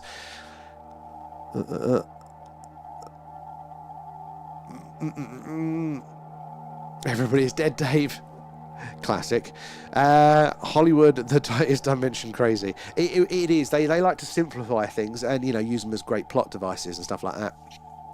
And Geo, the WOW signal was at 1420, the frequency of neutral hydrogen. This gives a lot of natural explanations. However, the frequency is considered prime for communication and matches the exact time the telescope beam could view a single spot as Earth rotated. So, Geo, you're bang on. So the rest why we're listing on that same frequency. Excuse me, and it is called the hydrogen line for that reason. It is the frequency that hydrogen emits a radio signal, and because that's the most abundant element in our galaxy, it provides a really, really, really great baseline for radio astronomers to learn about the universe and what is going on. So it's always monitored, and that's why they think it would be a prime place to put a message, because it has most eyes and ears on it. So the interesting thing with the WOW signal specifically was that because of the type of signal it looked very technological, exactly what we'd expect a technological signal to look like versus one of the many, many organic radio signals. I mean, we can see what hydrogen looks like right now. So this is an example from the tubes. Right, there we go. That is what a hydrogen signal looks like on the hydrogen. Well, no, so that's that. Technically, it's the cosmic microwave background. A hydrogen signal is very messy, spiky sort of thing coming through, whereas that is this green line here. No, oh God, sorry. It's very spiky, but the green line here is what the WOW signal kind of roughly looked like as well. So they have different profiles, and it's hard, not necessarily impossible, but we don't know a way of it doing it. But hard for nature to mimic the efficiency of a technological signal. So again, it was exactly where we'd expect an alien radio signal to be, looking exactly how we'd expect an alien radio signal to look, for the sort of time and everything there like that. It ticked all the boxes for the information that we had, and that's why it's kind of survived the test of time. There are sort of people that have theories for it, but my problem with a lot of the theories are that they're like the ultimate pool trick shot, and you're bouncing off that one to that one to hit that one, then that ball hits this one, then jumps over a pregnant woman into the pocket. It's kind of like that. We're trying the natural explanations of how we could get the hydrogen line. I think at some point you just go, aliens are fucking easier at those points.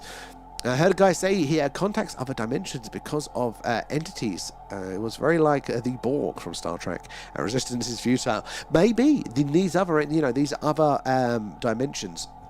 If you think about a lot of paranormal stuff, a lot of the religious stuff, you could quite easily understand those things through the dimensional lens. I think the Jinn are an interesting one that came up the other day. They literally are spoken about as being parallel to us. They're here with us on Earth. We can't see them, they can see us, which would mean that they're in a dimension that we can't perceive, although they can perceive ours. So there are these ways to view things through this angle. Clara there, I saw a star the other day and it blinked. Blinked out as soon as I looked at it. There are no clouds. Oh, and was it a bright, clear one? Because this is interesting. So stars, their light that it travels this vast distance, the time that, that light is very weak by the time it reaches us. Kind of like the radio signal. It's a very similar thing. Traveling distance is very weak, and so sometimes it hits our atmosphere, and because the atmosphere is maybe ever so slightly thicker, that's where you get the twinkling from the stars. But they don't just blink out. That's the thing, especially if it's a bright and a clear one, 0 to nothing. That takes a lot to do that.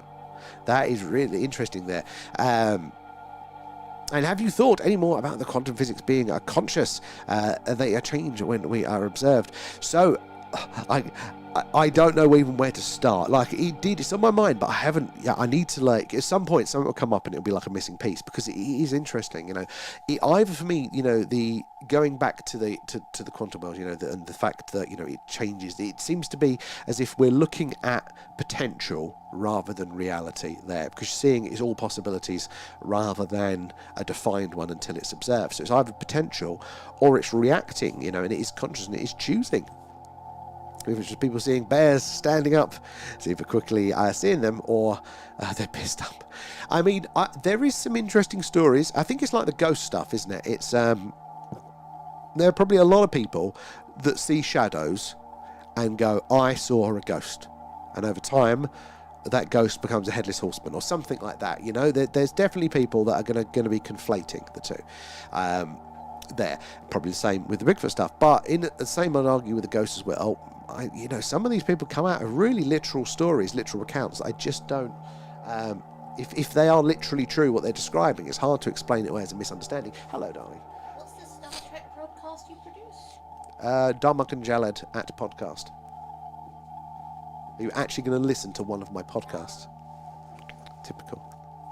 She listens to loads of podcasts, she does, like that, and not one of the ones that I manage there. The Borg were hardcore, they were, and an interesting view on how a hive mind might work on a galaxy scale with more complex life. A few years about on the actual news, there scientists managed to make an object the size of a human hair disappear into another dimension. As usual, it was reported once and then never again. Oh, interesting. So that's oh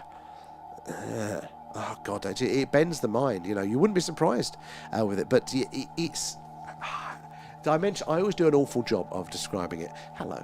George's new boyfriend, his current favourite podcast is Darmok and Jalad. Is he really? Mm-hmm. Well, he's a loser then. Where is it? That's not Darmok. Oh no, yeah, that's my one there. Yeah. He's listening to it. That's always hilarious when it overlaps. Well, he's going to be psyched about the Patreon stuff. Anyway, so yeah, the dimensions are interesting. There are ways they could technically be observed as a pocket, but it's not necessarily that way by default. I applaud all of you, even to the point that watching this stream now, go look at this. Come away, go and look at it. But it's Hannah Fry did a short on dimensions, what higher a 4th or 5th dimension object would look like to us in the 3rd dimension, because we don't have the senses to perceive it. We can only perceive the 3. So it was a short. I don't know how long ago it was now, a couple of weeks, month ago. But when you see that, of what she shows the visuals of what that looks like, you go, oh my god, that answers so many questions for me. It's like the missing piece there. And why did the Borg never assimilate non-humanoid species there, like a blob alien or one with tentacles? Good question. So is it because to never assimilate non-humanoid aliens? I think they did. Like try. no arms and legs and things. Oh. Is it like a practical point that if they've spent the money on the Borg makeup for that episode, they couldn't afford the expensive alien blob makeup? I mean, the big thing is that nearly all the aliens in Star Trek are human. And that was mostly just budgetary reasons, wasn't it? But it's been retrofitted, like they've there's a reason for it now, retroactively. Yeah. We're all the budget. descendants. We're all descendants from the same species. Oh, have you seen, what's the new stuff? Is it Discovery or the one that did the Mars one recently? There's a new Star Trek, not current time, but like one that's come out semi-recently. Okay. I don't know what the series is what it was there, but they're talking about a past civilization on Mars, spacefaring civilization. I was wondering if you'd seen that one. Ooh. So, yeah, I just wondered. I Obviously, no, you've not seen that one. And my It's the point of having a I've not nerd. paid attention.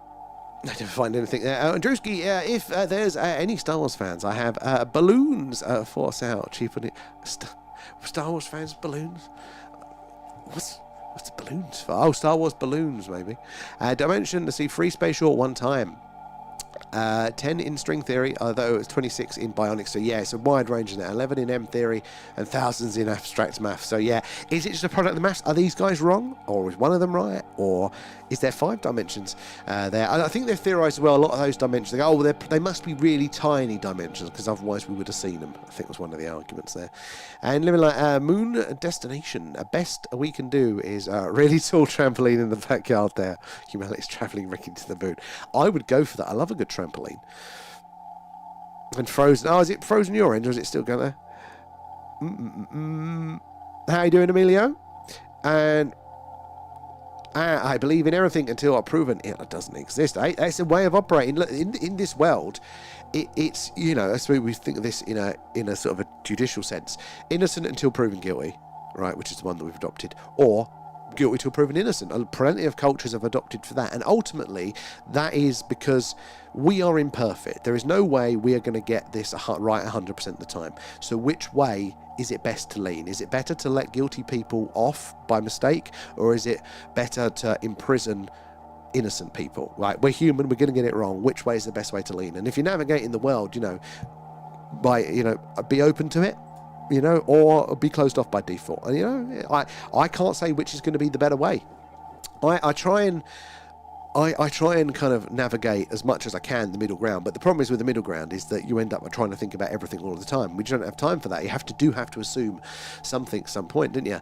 And I'm all about the evidence there. Industries and myth are built off of zero evidence, which really bothers me. But I want 100% unequivocal evidence before I believe anything extraordinary. I think, you know, like if you've got to bet the farm, you want evidence. If it's going to come at a cost to you as an individual, you need to make sure you've done your due diligence with it. But there's a big, wide thing, like what we're doing here tonight. You know, this costs us in time, doesn't it? You know, like, you know, you're choosing to spend your time, your evenings here hanging out. And some people come onto this stream, they go, well, they're never going to hear an alien radio signal because aliens don't exist, and they swipe off, you know? And some people go, oh, that's interesting. They're definitely going to hear aliens, you know, there's all the ground in between. And it's where we put, but again, it's a low stakes thing, isn't it, tonight? So you can come in and you don't have to fully either which way. It's that middle ground. But I think, you know, if you're going to bet the farm, you probably do want the evidence for it. You know, you want more than a broad guide. But until then, it is relatively safe to kind of explore out of areas, you know, and I think that's a good way of putting it there, Ed, because, you know, I've heard scientists come out saying, well, I don't believe in anything I know. You know, I'm a scientist, I get facts and I do everything facts. And that's frankly bollocks, because belief and faith are essential parts of how we operate and how we navigate the world. Again, we can't know everything all the time. We have to have faith or belief. And a lot of the time, it's scientists, it's faith in the scientific method, belief in the process there. I'm not saying it's an unfounded faith, but it's still faith. What would be scientific is for you to not rely on the peer review process and do that measurement yourself before you have a belief, not take your colleagues' things. So I think, you know, we do have to recognise where these tools come in. Where does science and evidence come in? Where does belief and faith come in? And where does curiosity come in? And what points in our life do we apply them? Because if you get it around the wrong way, that's going to give you a bad time, either which way there. So I like the way you divide out there. Unequivocal evidence before you believe anything extraordinary. I think, yeah, like for me, it'll be, rather than what the claim is, it's what the cost to me is around there. But again, we don't have to come down to a decision. We come down to a functional decision, which is I'm going to stay on this stream because I'm giving it a chance. I believe there may be something to it and there's a possibility.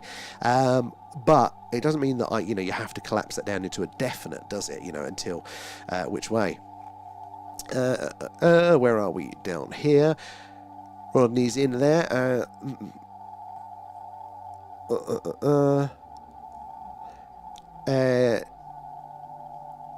Where are we down here? Also, this is an interesting one, talking about Bigfoot there. You know, plenty of evidence for Bigfoot, and some people saying that there's not. So I'd be with this. We should treat this in the same sense that other people treat when they're looking at this. They come in here, go, there's no evidence for aliens, but they're just getting the fact that there's no conclusive proof, rather than that there isn't any evidence. So that I think I've heard, even if I don't spend a lot of time in the Bigfoot world, but I have heard that there are, prints, impressed prints that people have discovered there. There is potential nest sites, broken trees, there are sound recordings. Whether any of those is actually Bigfoot, I don't know, but it is evidence that could be looking towards that. There is evidence of disturbance, whether that evidence has been interrogated properly, but I think we need to apply the same lens that we do with our world to that as well, which is going, well, might not meet my standard yet, and I've not seen it, but maybe there's something to it, and let the Bigfoot people work on that and see if they can bring it up to a standard. The problem is that hydrogen-based events on other planets could potentially cause a signal. Also, Earth-based interference has never been ruled out.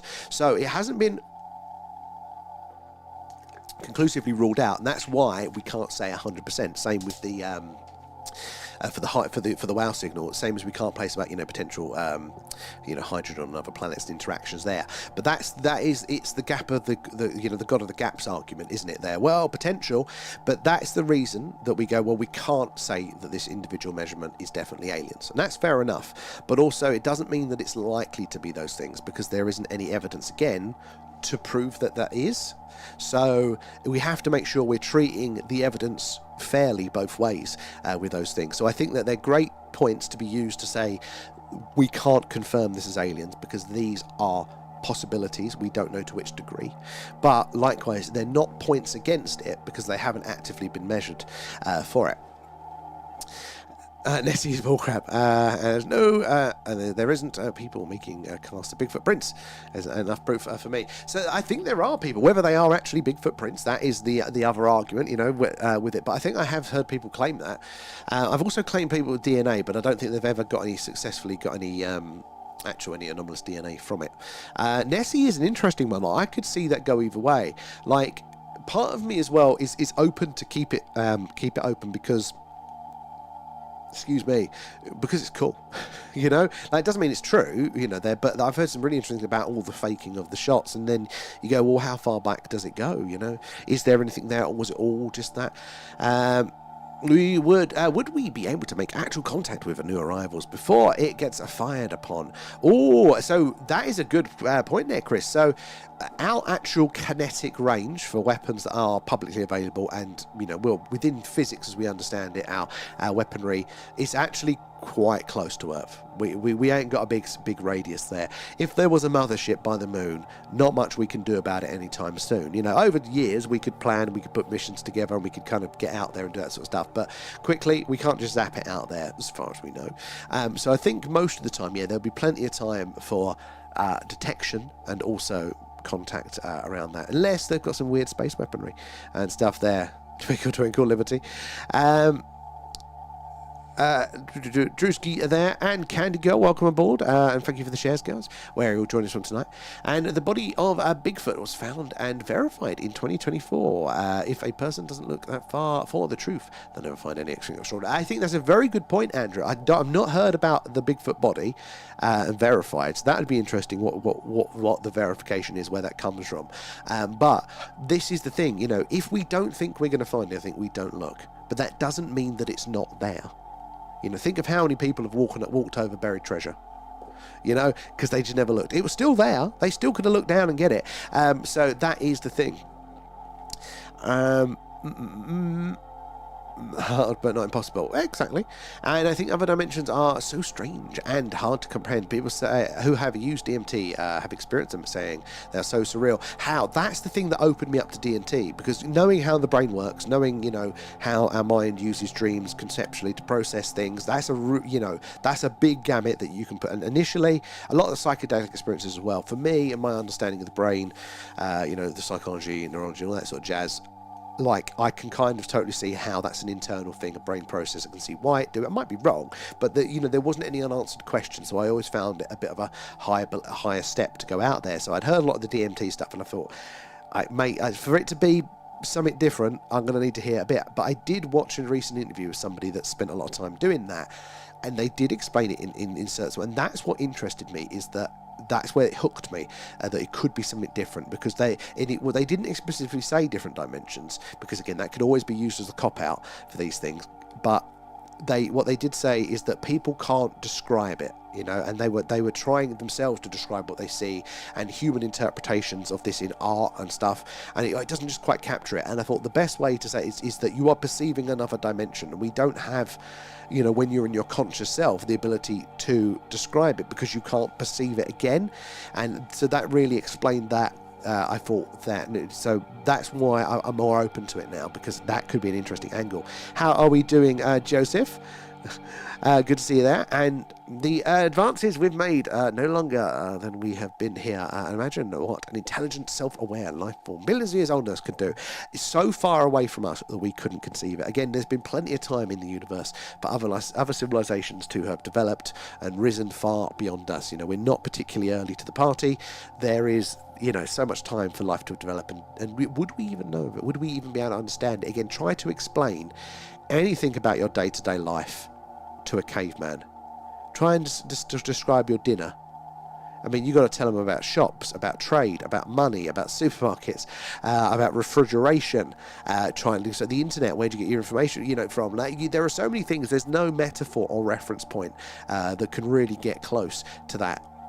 So I think that's going to be the problem we would have with these really advanced in technology. There, you need a good lady there. Alan knows a few. Alan can sort you out. And why just Bigfoot's there? Why not also gnomes, dwarves, giants, fairies, dragons, and so on? There, it's all or nothing, right? So that is a possibility. Like for me, I those things come back on the table. What the UFO world has taught me is that there are enough gaps in our understanding of our history, the world's history, in the sciences, in reality, in our understanding of that in the universe, that there are plenty of gaps for those things to hide in. So I start off with the principle that they're not ridiculous, and that because if they've been repeated, and reported multiple times by various different cultures, then there could be something going on there. What they're sharing an experience, whether it's a conceptual one or a real, physically real one, could be argued. But yeah, I think I think there definitely could be some things to this. And again, are they going to be literally correct, those previous interpretations, or is it going to be again their best attempt at the time?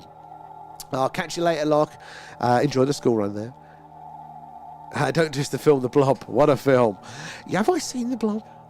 I remember Doctor Who in the 80s, they're low-budget creatures. They look like silver foil wrapped around toilet rolls. Problem is, they've got more of a budget for Doctor Who, but even then, compared to a lot of the stuff that comes out of the US, you can tell there's the budget difference there. The Thing beats The Blob.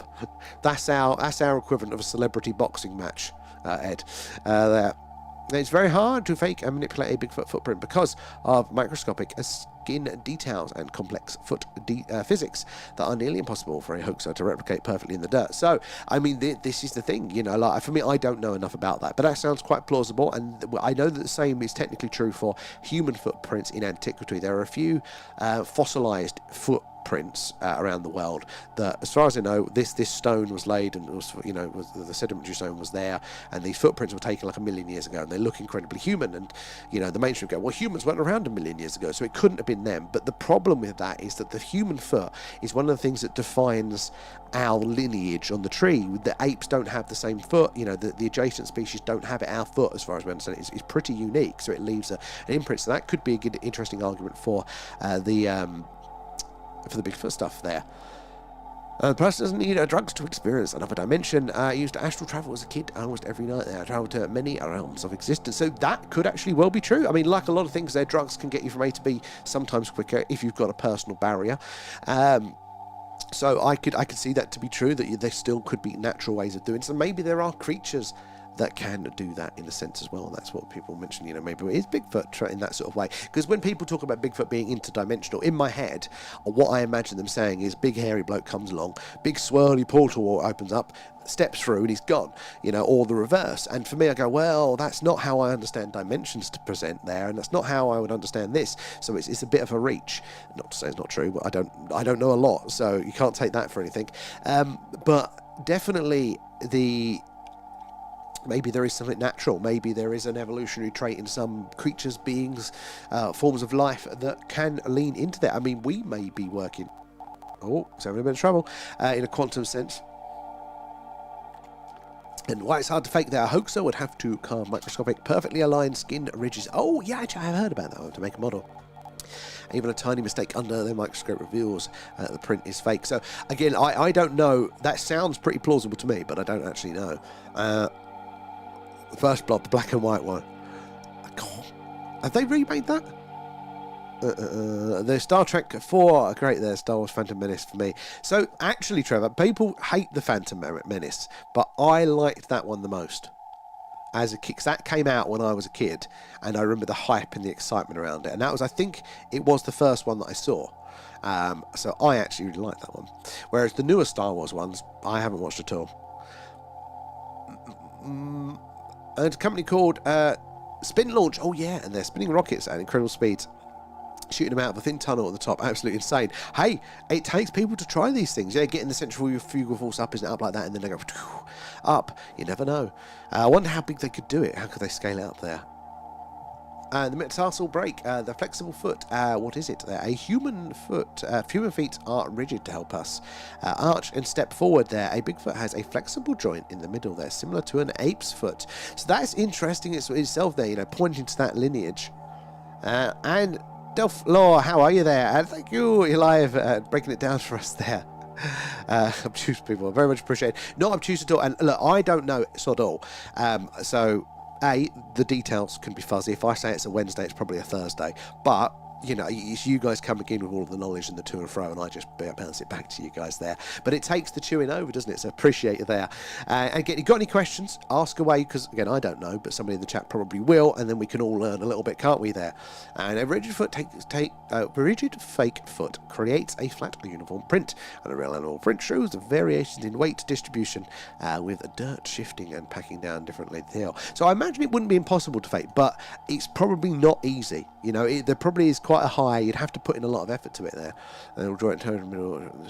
It's interesting as well there. And the way I think I mentioned is that if you imagine we live on a flat sheet of paper, and then there are only two dimensions in space, and the third dimension would be alien to us. So I've heard people try to describe, like a flat world as the, and I can never remember the analogy for it, so this is good. Concepts of what these dimensions are, but we are just completely unable to conceive of the notion.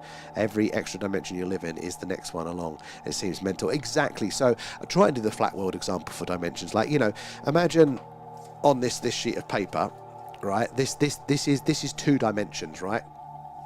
That way and that way. That's the two dimensions.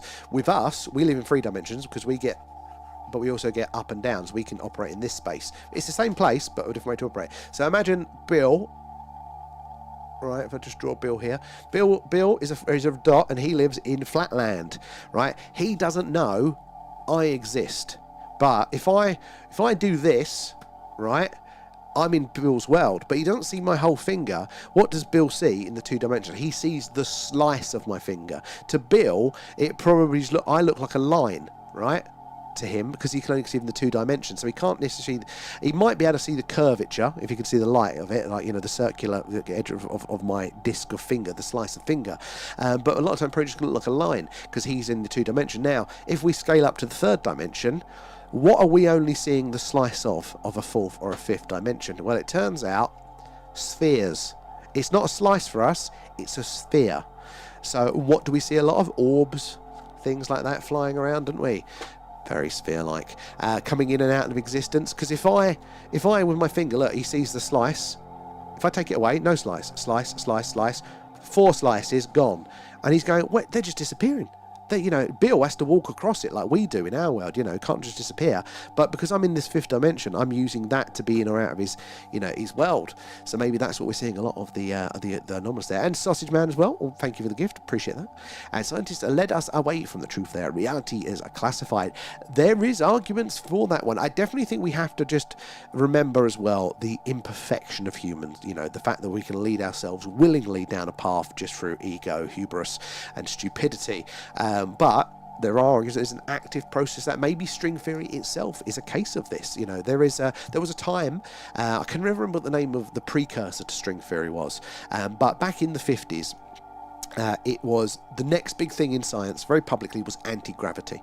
They were like, everybody's looking at anti-gravity, all the big names, all the universities were looking at anti-gravity. They were, posting about it all the time. We're going to crack it in all the trade magazines there. The next airlines are going to be anti-gravity. It's going to be great. It's going to be wonderful. And then nothing. Silence. All the buzz stopped dead. So maybe they realised they couldn't do it and it wasn't a thing. That's not really how science works. Normally, a few people go, no, we've tested it, we can't figure it out, and a few more people go, no, we've tested it, and eventually it fades out. But no, what happened was when it went, just before that, there was a conference, the Chapel Hill conference, held it up by military people and all of the minds on the anti-gravity stuff. And after that, it was basically concluded that the science is going to look at this new thing, the precursor to string theory. So they all kind of did, and then they just kind of went on with it. And people are saying, look, string theory really hasn't produced. It's definitely not produced what it was meant to do. It's not produced any real tangible results. It's been going on for 70 years, and nobody's done anything with it. It's cost us billions, and it's also not technically scientific. It isn't measurable. We'll never know if it is fully true. It's not falsifiable, we should say. So yeah, it seems to have been that science willingly got led down the garden path into this thing that's elegant maths, because science is most like this, theoretical physics is mostly maths. They thought they're going to love this. They're just going to wank each other off with all these mathematical equations. And maybe the real stuff, where the progress that they was making was all classified. They got close, they classified it and gave science this string theory to basically bang away on there. And some days seem to drag and some days go fast. Why is that? So the relativity of our experience of time is interesting. So we measure it in one way, and there is an objective, time decay. The universe has a frame rate, essentially, as far as we understand it, but we still seem to feel it going faster or slower. And I think that is equivalent of basically how much you're slicing up at the time, what your internal frame rate is there, and if something is dragging, you're doing more frames because it's a more painful process. If it goes faster, you don't need to take as many frames of that. There's a much better explanation for that, but I'll have to remember it with it there. Some people say it's essentially the older you, no, that's the older you get, isn't it? Anyway, I'll have to come back when I remember that one. Science is, on occasion, a leap of faith, but based on previous proven realities there. Peter Higgs knew the Higgs boson must exist from the 60s. So, Geo, this is where there's a slight variation on that I think makes all the difference. So, science is an occasional leap of faith. I'd totally agree with that. I've got no problem at all there. But based on previous proven realities, not always with that. So that assumption is what science likes to think, that they are previous proven immutable facts.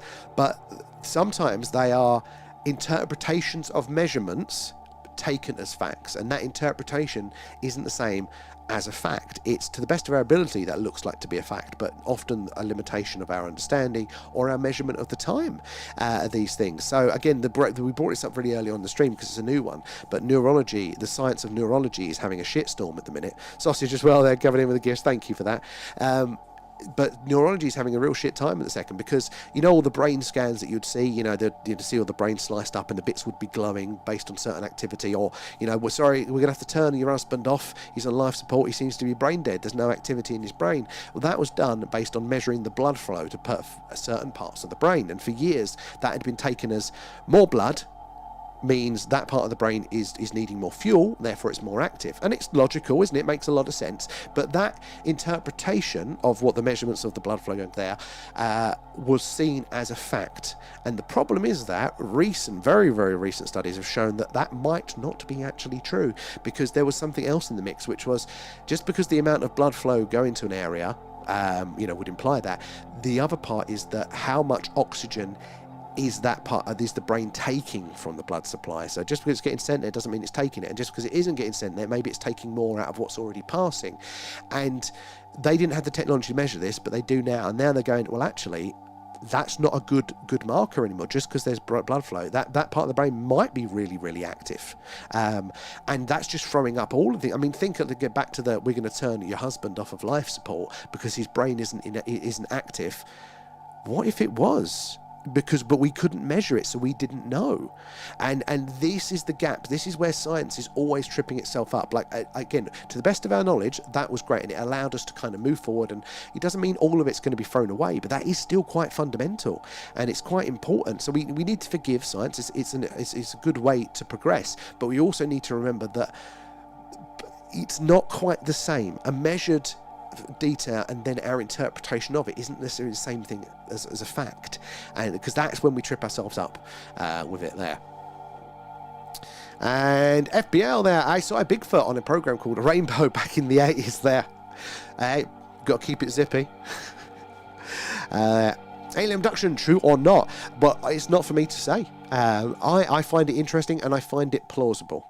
As well. I also find it plausible as well that will be something that people can misinterpret situations for, but I wouldn't say all of them are going to be doing that as well either. And there you go, it's not something I've experienced, but I do think, look, if there was whether an extraterrestrial or some sort of other life form there, if they're curious about us, like we do it to animals all the time, so it's highly plausible. It's not as if they're doing something that we can't even wrap our heads around. This makes a lot of sense to me, and if we think life is going to be abundant out there, and I do, and if we think that it is possible to traverse these distances we may be visiting, again, I do quite high on the conviction for that. So then it's not far of a jump, is it, for them to be doing that? I think it's quite plausible. People believing in Bigfoot is like people believing in aliens. Lethal, I think it is. I think it is. Greetings from Asmore. How are we doing, Barrett, tonight? Good to see you. Having one of those days feels like a mother. Oh, Joseph. It will pass. It will pass. But you've got to stick in there. Chris as well, we are so different in our actions to other animals on this planet, and it's not unreasonable to think that some sort of alien intervention of jabbing up a few hobbits 100,000 years later, bam, we're here. So again, I find there to be an element of plausibility to that. I really, really do. I don't think we're actually as different from the animals, but the ways that we are different, like we are, there is quite clearly a big difference between us. But I think it's like an incremental difference rather than like an A or a B. It's just an A10, whereas animals are an A1 or something like that. Like we're starting to see the apes going into the Stone Age. The chimps are having wars. So there's a lot of our traits that are there, but it's like we've got higher processing power, so we can get more effective. But where did that come from? The big distance. I think for me, with the evidence I've seen, I find it quite plausible there. Our range is extraordinary. It really is there. And like the WOW signal, there's only been a signal I found. So until they get another one, they can say it's from an alien civilization. So this is that they can't say it's from it until we get a confirmation. But again, we'd have to have. It would be two signals. It needs to be the same signal measured independently twice, right? And I think that's fair to confirm it. But I also think that because we haven't got that second measurement, because we've not put in the second dish on it, that's an us problem. That's not the aliens' problem, is it there? And how can anyone claim it's a Bigfoot footprint when there's no real life sample, like a bear footprint? That's why people fake Bigfoot footprints, because there's nothing to base the print off of. So, but I think that's, again, a bit round the other way. Like, it's totally true. You can't say this is 100% a Bigfoot, but like, how did we ever collapse anything down? I can't remember which great ape it was that was it orangutan? No, it wasn't orangutans. They're quite common. There was a big old ape somewhere that, again, local folklore spoke about it, and people would say, yeah, no, there is this big ape, and then science was like, bollocks, we ain't seen it, it's not anywhere, bollocks, until 50 years later somebody captured one.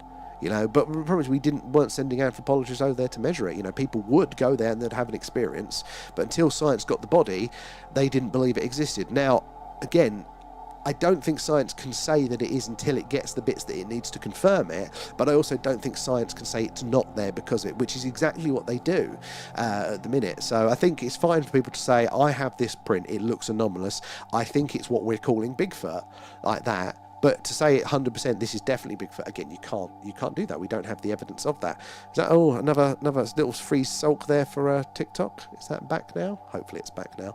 But yeah, so it's interesting. Alien abduction, liberty. I mean, we lots of people talk about it. Famous Bigfoot scalp in Asia. Oh, for fuck's sake. Not sure why it's having that sulk. Sorry, that wasn't an... Oh, was it? No, it's not our internet. Maybe it is our internet. Oh, well. It sorted itself out. Known as the Kumanjong Yeti scalp. It is kept inside the Sunstone Monastery, a remote Buddhist temple located in the Everest region of Nepal. So, lethal, I think that is a great example that it isn't resolved. Right now, until we can get a sample, which I imagine they're not going to let out for a scientific sample, we can't confirm that as 100%. But what I do is I think that puts the foot very firmly in the door of science going, Bigfoot isn't real, or people saying Bigfoot isn't real. Science can't say something isn't real. You can't prove a negative, So science can best say, and it has to go, well, we don't have conclusive evidence of that yet. That's all it can say. And I haven't got a problem with that, It's, whilst these things are open like that, whilst there is indicators, then I think, it's still very much up for debate. Good point. It doesn't mean it's not there. E.g., an embryo in the womb does not need to believe in the existence of the mother. Only the newborn sees the proof. I think exactly. And SE was invented by St. Columbia there. Not a single person, believe not less, had a creature until Columbia started the myth. I've never heard of St. Columbia there. Sightings occur after the monster movie releases there. Scott's denying Nessie. So, the human, desire for all this, whatever that is, a bit of attention there, higher foot traffic. We have to consider these things. It is a possibility. But I don't know.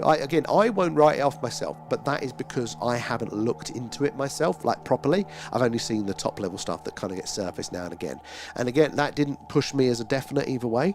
But it's an interesting one. I'm definitely open to it being not. How you doing, Teza? And there's a proven link in consciousness with psilocybins. It's possible to create a very limited shared consciousness. Know of tests that have been around people taking them and leave it there. So that is interesting. I will still need proof around general psilocybin, but that's not necessarily that we don't believe it, but it's kind of got a higher bar. So I'd be interested to see that. It's not impossible. Hashtag Alien Singer, thank you there, living like that. I love it, Trevor. It's so interesting, isn't it? I find, is Bigfoot real? Are aliens sending out message? I find that just as interesting as why we think what we do and how we think what we do. What are the reasons that push us towards certain decisions and certain things, how we navigate the world. I find it absolutely fascinating. When you see a complete tree stump ripped out of the ground there, turned around and then rammed back into the ground, up upside down there, no human could do that. So we couldn't. What is the explanation? I mean, you could fake it but you'd have tracks, wouldn't you, for diggers and things like that. So again, it's in that realm of what is the explanation? That requires a lot of force there, and if it was weather, why are the rest of the trees not disturbed? Again, I don't think we're still going, well, we're assuming it's a giant ape-like creature that has done that. So again, it's not to collapse it down, but it for me, it is what is the explanation of it? These are all the collective argument, the reasons that you're presenting up, saying we should have a further look at this. And they're here, Buffy. They could well be. Aye, Sausage Man. I love it, exactly. And reading the books has given me a new appreciation for the prequels there. The new films are tits. So, yeah, was it the Clone Wars and stuff for the old Star Wars ones? I never really in those ones. But, again, Star Wars, the classics were alright. That wasn't my jump, though, when I was young. Currently, pretty massive rockets for that spin launch already there is cool to... Well, for what they're doing, that is insane. The fact that they get the timing just right, didn't they? Because one of their things was to open the door, because they have to keep the pressure, I think, consistent in the spin chamber. So they had a little flap that opens really quickly to get the rocket. And just the engineering is insane. And Liberty, roughly 0.00003 galaxies per grain of sand, or about 3.75 million grains of sand for every single galaxy. We have a lot of sand, but lots of galaxies. I thought it was the other way around, but again, you hear a lot of these things, might not necessarily be factual, but they get passed around, don't they, things like that. But it's still a bloody lot. It's still a lot. And that's just going to be the observable universe, and these are not that we've counted every single one. These are estimates. We've gone, right, we'll take this small patch of sky, and we will count all the galaxies in it, and then we'll go, right, there's another 1,000 patches of sky, so multiplies. It's not that we've necessarily done it all. We're assuming that it's homogeneous. And again, the visible universe within that, as far as we'll ever see, we don't know the true size of it. And a third sphere moving through a 2D world looks like a small hole getting bigger. A 3D sphere moving through a 2D world, a small hole getting bigger, and this, well, exactly. And it's how that, when you see that and see what it would look like for us from a 4D coming down, you go, that answers a lot of questions. Every different species of this Earth come from different parts of the universe. It's what I think, and I think there's a plausibility to that. Like, look, mainstream will tell you, look, we've traced the genes back, and everyone's related, universal common ancestors, blah blah blah. My question to them is, how many of those steps have you measured? How many different variations in the gene? How confident are you in that? Is that an interpretation, maybe an informed one, but how confident are you in that? You know, is that a theory you're offering up, or is that hard-linked fact that is never to be disputed with it there? Because I also think that, you know, it's definitely possible that we did all evolve here on Earth. Now, I don't think life started here on Earth, but at the very least, in simple sense, I think there's a lot of evidence to argue that it came from Mars, at the very least, maybe wider afield. But I mean, if we look and say, okay, maybe we are all connected, but why did that starting point have to be here on Earth? Why couldn't it have been further around? You know, why couldn't these different genes, although we're connected to a universal common ancestor, does it have to be on this planet? Does it have to be in the solar system? Could we all be connected in those senses? There could be a plausibility to it, sausage. If they're all, yeah, exactly. 5D self is the sentient light being. So it could well be. I mean, if the DMT stuff, you know, the general psychedelics and all that sort of stuff, if consciousness as a study is looking like it's going in the way, then there is something that is wider than our three-dimensional meat suits here. And, you know, could that be conceived as a light being? And that's what makes the topic what it is. So many different opinions, guys. And Stephen Hawking's argued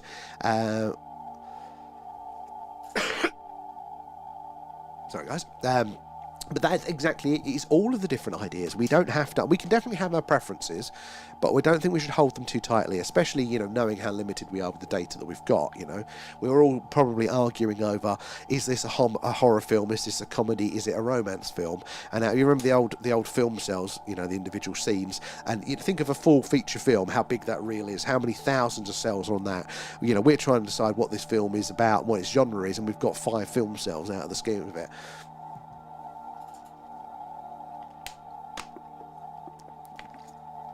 And people are allowed to have differing opinions. Exactly. There. As well, mental perception is about the speed and ability to process and store information. Yeah, I could see that. I think it's a good way to describe part of it.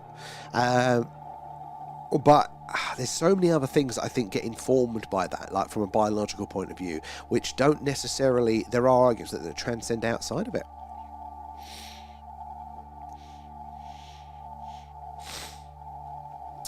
And how that goes. Who's fighting? I can't see the at messages, so I hope you're being civil. It doesn't show me the at ones. By the way, where is our beloved Raph? I think he's having a rest there. And yeah, they are based on what we believe were facts at the time. We believe Newtonian physics and thought we know it's wrong. And it led us to a lot of understanding there. Exactly. And that is, I think, the strength of science, is that eventually it does update. But this is the problem, is that we are too confident in our modern time that a fact is a fact. And we can't be. There is enough evidence to say that these things will probably be updated. Okay. Thanks. So yeah, they will probably be updated. You know, there. So I think, you know, like you see the vitriol and the ferocity that these things are. You know, these are facts that can't be true. And you're going, yeah, but, you know, Copernicus's time, they thought the the sun revolved around the earth. They thought that was a fact, and so I think we conflate fact, and our best assessment, our interpretation a lot of the time. We need to remember that one a bit more. And also when science says, well, we do update when we are presented with the evidence, you do, but it can take you 100 years or more. That's not very efficient, especially if in that time you've wasted billions of pounds and millions of people have died because you've been testing drugs that don't work, and that's a whole other story for it as well. So I think science needs to recognise that it's not exactly quick, it's not efficient in a sense updating itself. It might do eventually. Opinions, but others feel opinions don't count. Lethal. So this is the thing. Everybody's free, guys, here to suggest everything up, but again, it's a buffet. We all bring a dish, and don't force the vegans to eat the sausage rolls. Example shows that they built a theories based on the understanding available at the time, but it's not dishonest. Mistakes happen, but if it was all wrong, we wouldn't still be using it now. So this is where the confusion gets around it, right? What that shows us is that their interpretation was incorrect at the time. It wasn't the full picture. Doesn't mean it's all wrong, but it means it wasn't the full picture. And the problem is that that's never how it's treated outside of that. It is never that there is normally the 100% confidence that goes on a lot of the time, and that's where my problem with it is. I think it's great, and we have to let people make mistakes.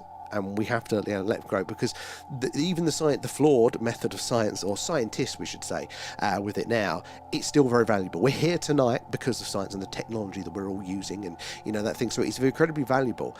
But this is the thing. It's still our best guess at the time, and we need to be much more humble in recognising that, and stop locking people in and screaming at each other because it's not this and it's just that. And I think the indicator is that when you see a scientist come out and go anti-gravity, well, that's just pseudoscience. The fact that they're getting an emotional reaction to a counterpoint tells you that they have far too much confidence in that opinion. That is the indicator that they are treating the current knowledge far too confidently. And they might be right. They might be partly right. But, that's the human failure around the scientific process. Around that, they're stretching it far too common. That's where science itself needs to get better at checking itself with that, and we need to be a bit more forgiving when they don't do it there. So that's exactly the point. Is a task that is never complete. Exactly, Teza, exactly. Again, when we're having these interactions with science, they can't prove that aliens don't exist. Right? So we can't use that against them to say, well, you can't prove aliens exist, so that means aliens are out there. It doesn't work like that. We have to be a fair player in the conversation with it as well. But then they also can't keep coming to the table and saying, well, aliens don't exist because we've got no evidence for it. They're overextending the reach of science. And that isn't a mature debate, I think. Beautifully clear and Cornwall for a minute there. Make the most of it, Pancake there. And Lethal coming in gifts. Thank you for those. And as for string theory, it answers questions that other theories do and can potentially create the big unification of the sciences, of the very big and the very small. There, it does explain a lot, but that's untestable. So that's the thing. That's exactly the thing here. It's the prize, isn't it, at the end? That, well, if this theory is correct, then it explains a lot of stuff, and that would be great. But it's untestable. So I could come up with clown theory that explains everything if I spent the time writing it down. And how do you distinguish between the two? If we can't test them to see which one's correct, then clown theory might be just as good. So it answers questions, but it answers questions if its assumptions are correct but untestable. So that's the issue with it. And I'm fine with people exploring it, but when they kind of come back and they go, well, dark matter's definitely real, and you go, but that's based on string theory, that's an indicator that actually maybe it's creating more problems than it. Well, I don't think it's as clear that Doncaster is cloudy with a chance of crime. I like that. And a person doesn't need look far to see scientists are lying to us all the time. Global warming, COVID-19 is shot to even lied about the super. I think what it does is it shows us this is the thing. We can't throw science out the window. Like that is it. Like, how do we renegotiate our relationship? Because for the longest time, our culture has said science and scientists are the new gods. You know, they are the intelligent, the smartest people. They need to be applauded. They need to be protected. They need to be funded. It is so good. And you know, these are very amazing people for that. But the problem with that is it's a little bit. It's not perfect. It's not true. Like, it does need to be funded. It's incredibly important. So when we've now seen all these events where actually this is where science has overstepped, this is where and by science I mean the scientific community, the humans involved in it, the sciences and the institutions, where humanity gets to play rather than the process or the method. But this is how do we go, right, what is a healthy balance where we go, actually the scientific method is incredibly useful, essential for us, in fact essential for our culture and for moving forward, but how do we allow for that human problem with it as well? You know, like, how do we go, well, there are some scientists out there that are just going to be too ego driven and they're not going to accept when they're wrong.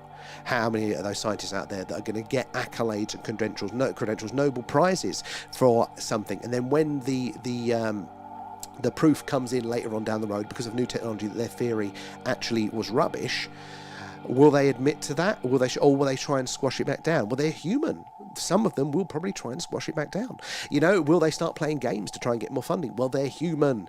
You know, that's what we need to come back to. Scientists can't expect to be put on a pedestal, and we've got to stop putting them on a pedestal for it. We need to treat them as humans for it there. And the same goes for a lot of things in our culture as well. You know, like we have a lot of issues with the police at the minute, whichever country you're in there. You know, well, you know, they were for a long time, you know, heroes, but now we're seeing their flaws because of things like social media showing it that. Well, the truth is they're in between. They're human people trying to do a hard job. They will sometimes make mistakes consciously. How do we navigate that whilst also not throwing the baby out with the bathwater? Well, the thing is, we don't make these people's heroes. We don't make them villains. We make them human. We bring them back down to things. But the problem is, we don't want that as individuals. We actually want heroes and villains because, God forbid, somebody comes after me. You know, I want a hero police officer to save me. I want a hero scientist to find the cure for my ailment. So that's where I think we go wrong there. So that is, how do we marry up the two? How do we recognise the flaws so we're not blind to them happening again, whilst also not throwing away the good bits there? I also say, because I read, and not sure who's arguing. Yeah, let it go. And Ed as well there. The problem with alien visitation is that there are literally thousands of different species visiting us, going by the different ships and PS accounts. We know the almost impossibility of space travel. So that is the thing. There are definite recognised barriers to space travel, but the impossibility is definitely based again on where we are. It's not necessarily the full picture, and there are very plausible ways that could be achieved. And what is the model that allows for, again, like I think you touched on it really interesting there, which is about the thousands of different species. Like, what model of the universe allows for this many species to be within range to reach us? Like, how does that work? I get that one too. Like, my gut would tell me that if the extraterrestrial hypothesis was a big part of what's going on, it would be a couple of visits now and then, because it's got to be quite hard and resource intensive, unless they're mounting an invasion.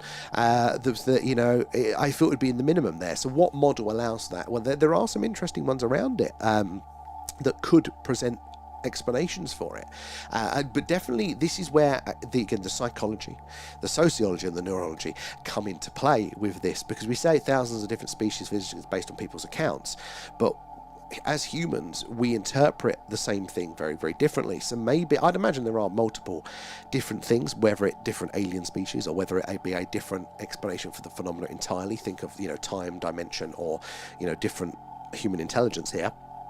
But that human interpretation of an event, we can both go to the same. Me and the missus can go to a dinner party. Not that we ever go to dinner parties, but you imagine like that, and I can come away and go, God, that went really badly, didn't it? God, I think I embarrassed myself. And the missus come away going, oh, that was great, wasn't it? They loved you. They thought you were hilarious. Like, two people get totally two subjective opinions based on how we view the world, how we feel at the minute, how hungry we are, and that can be quite literal. It's not just a what's the wind blowing like sort of interpretation. Sometimes visually we can interpret these things very, very differently. So that's a big part of it there. I can't even pronounce that one, Mark. Giant oh no, I've heard the word Apithecus. Oh my god, I thought I could talk until doing this stream. Now I realise I can't there.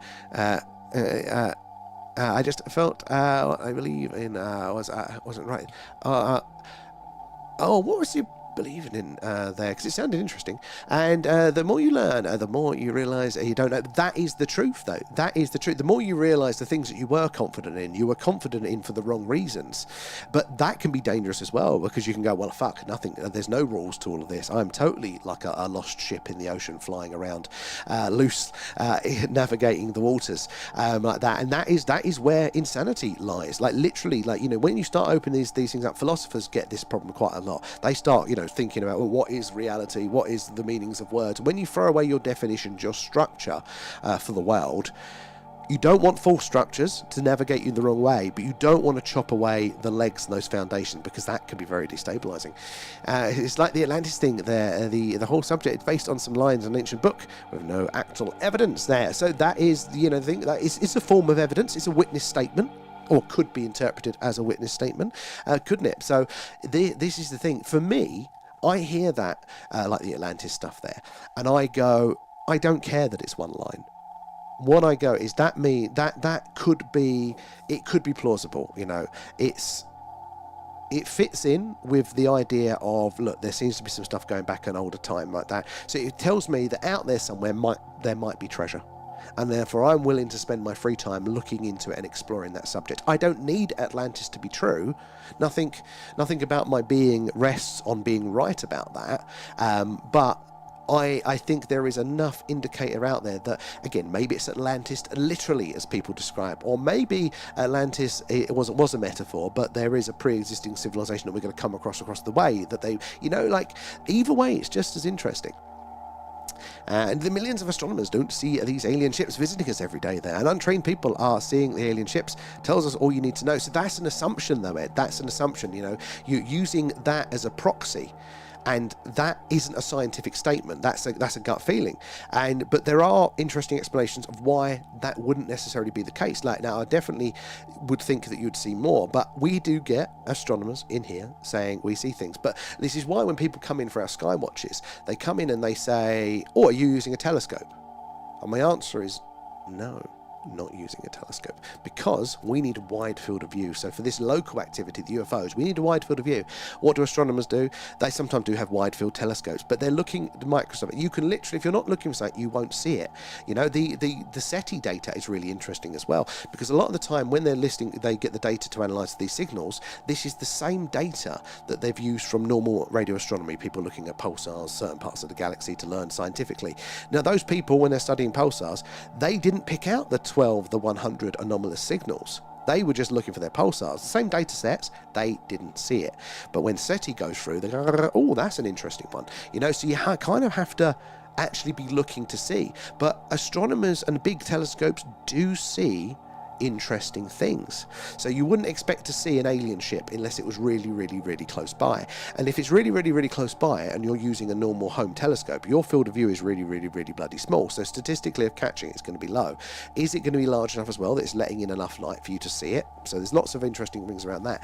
But also, you know, it's going to be, they said the big telescopes, they are seeing stars do very strange things. Now, are those strange things actually natural and organic? They could possibly be. We can't think of reasons why just yet, but there are strange behaviours of distant stars which could imply some sort of technological way. So there's that tantalising hint, and I'm sure most of them won't be. I'm sure they won't. But there are still options on the table.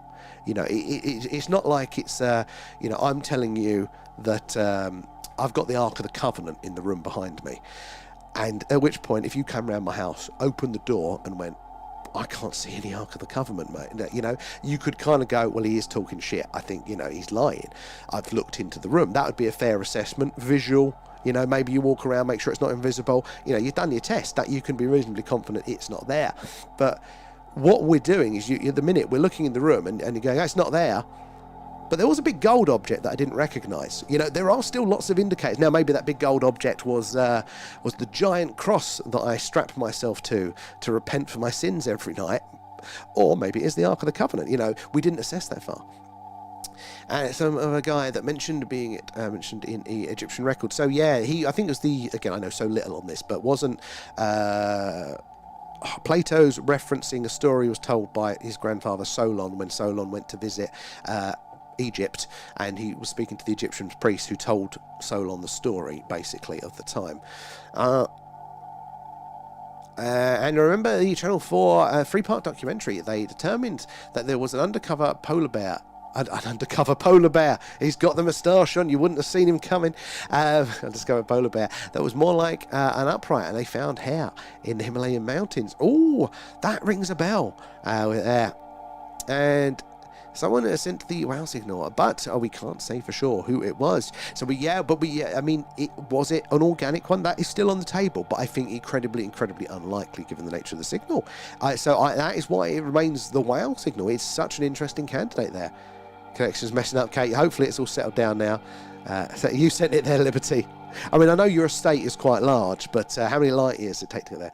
A wow signal could also have been a big boom there. Well, it could have in one sense, but again, a boom, nature, the supernovas, all of those sorts of things. The signal profile of those is quite messy, whereas the wow signal was quite precise. But it would need the energy level of something like that, because of like the only stars where if that was well, to be honest, even in deep space, there's not many things in there to make a signal organic or otherwise. It'd have to be a powerful signal to travel the distance from the stars that we know are there, because they're all quite far away there.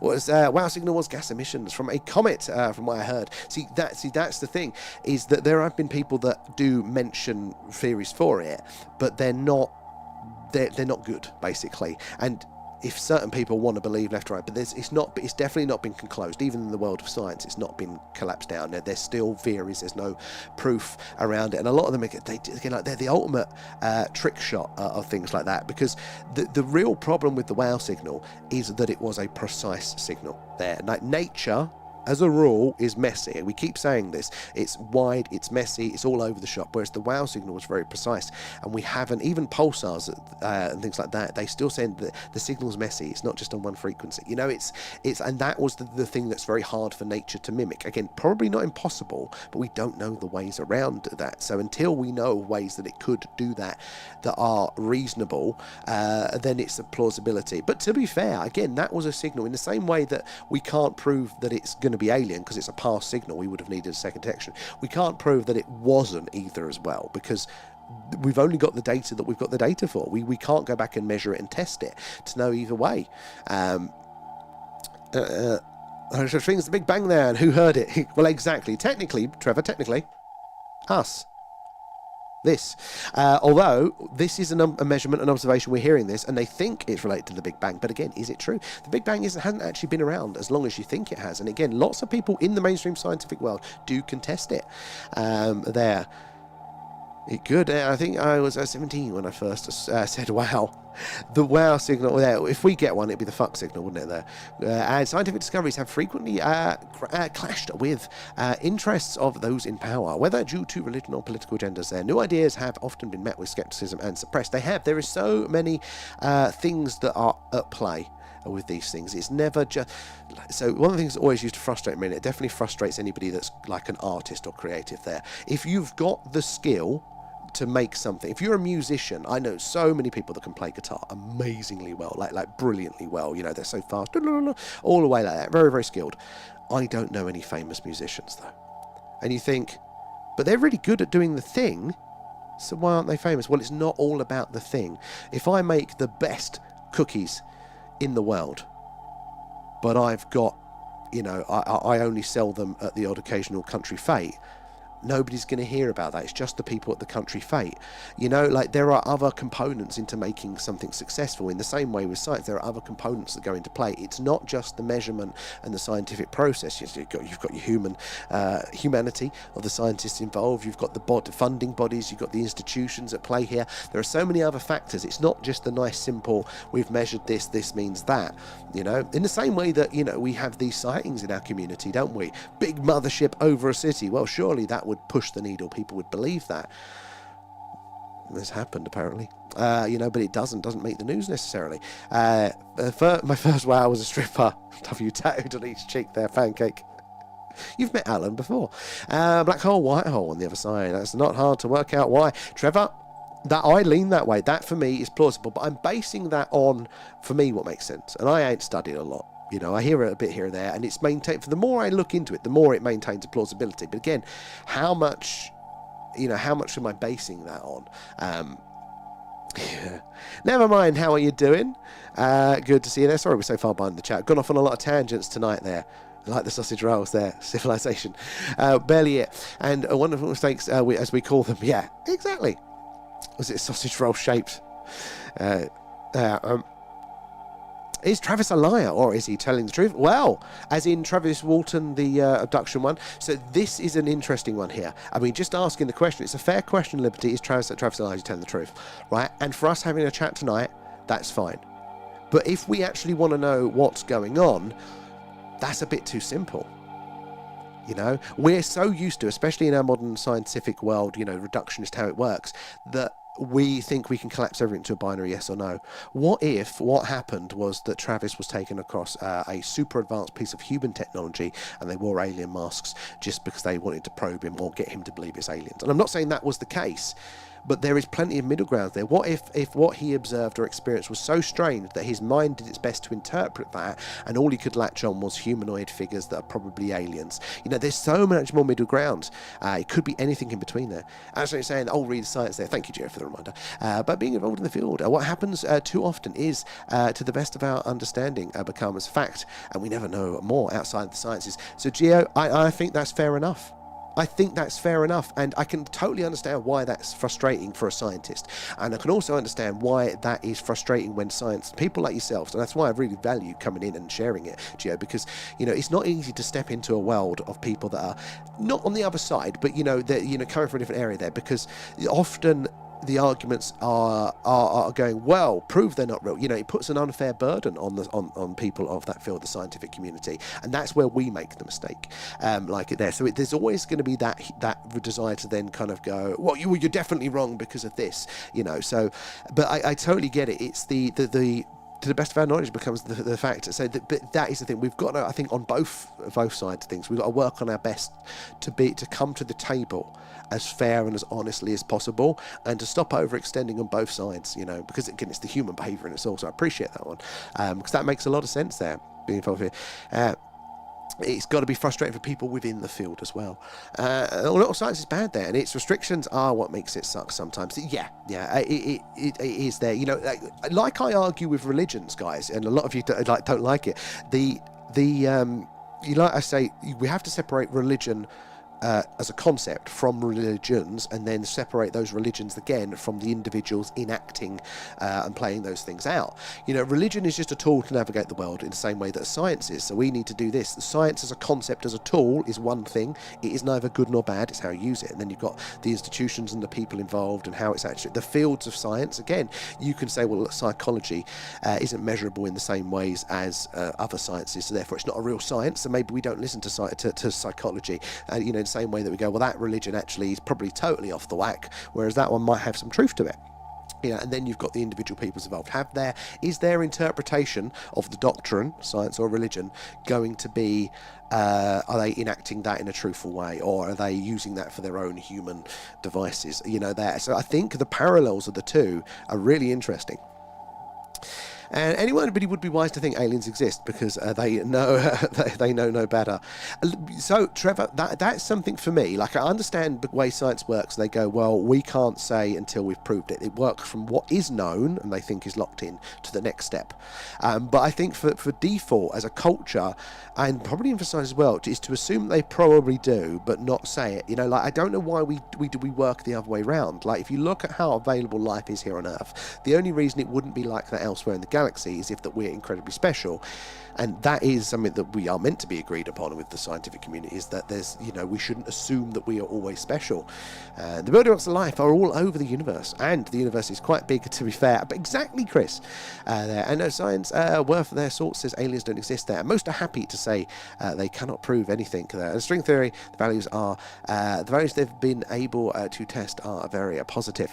But again, I mean, it points in a direction. But again, if you can't test the overall thing, it's not going to sell me, I don't think, on the string theory one. I still think they're playing games within themselves there. But I think you're right. You can tell the difference. There's definitely how science communicators talk to the public, right? And then there's how they talk within themselves.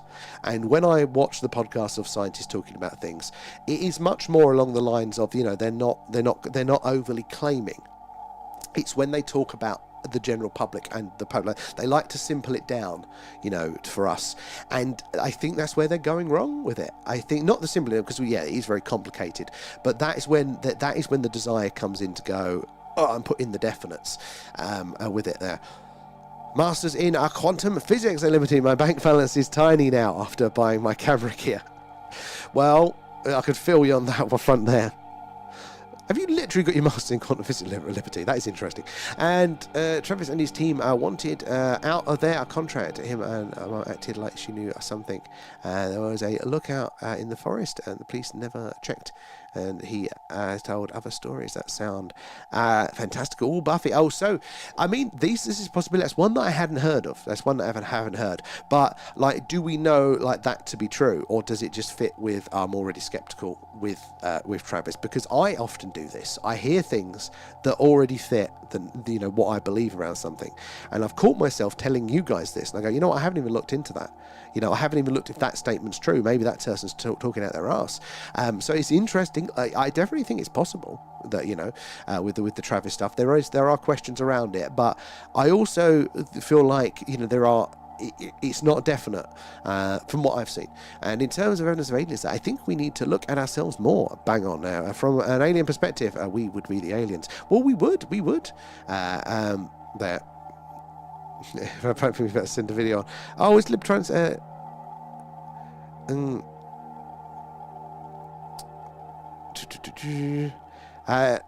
I've done my moon edit, and I want to go on to do the sun and eclipse edit. Moon edit? What's the moon one? Now, the biggest problem with science is it's now expected to be available to the public, and it's the laymen who are misrepresenting the messages there. We're in the age where Joe Public demands evidence. So I totally get what you're saying with that, and I think that's what science thinks. They feel like they're under that pressure, and to a degree they are. But I would say that actually that's when science needs to double down to its rules and to just be very clear and to the point, because people are always going to ask for more. People are always going to push the boundaries, and it's down to us as individuals to put those boundaries in, rather than that. And I have seen, literal scientists, come out with the claims, that are unreasonable, because, and they get themselves in a right tiz about all of the pseudoscience and all of this stuff like that, and they go on their own little crusades with it. So they definitely do it, and I get why they do it. It's a very human response. But also that is where it's going wrong, I think. And the science is then responsible for providing proof of something, regardless of what they can provide, and allow it into the public domain where it's misrepresented. So I totally get it, but because this is a big argument around the life stuff, and maybe why NASA hasn't updated and confirmed life on Mars. So quick recap on that. The Viking missions, the 2 Viking landers for Mars, back in the 70s, the only time NASA has put life finding probes on, or equipment on probes, and it came back positive all the time for life. The reason at the time that they went, it's inconclusive, was because there were other tests on that craft that were meant to be checking for other things there. So the test that came up positive was directly checking for evidence of life being alive on the planet. The other tests were looking for the raw materials needed. So was there any organic material in the soil, was one of them. And now that test wasn't very reliable. NASA knew that one, but it came back negative. There wasn't any organics in the soil. So they said, well, how can there be life without organics in the soil?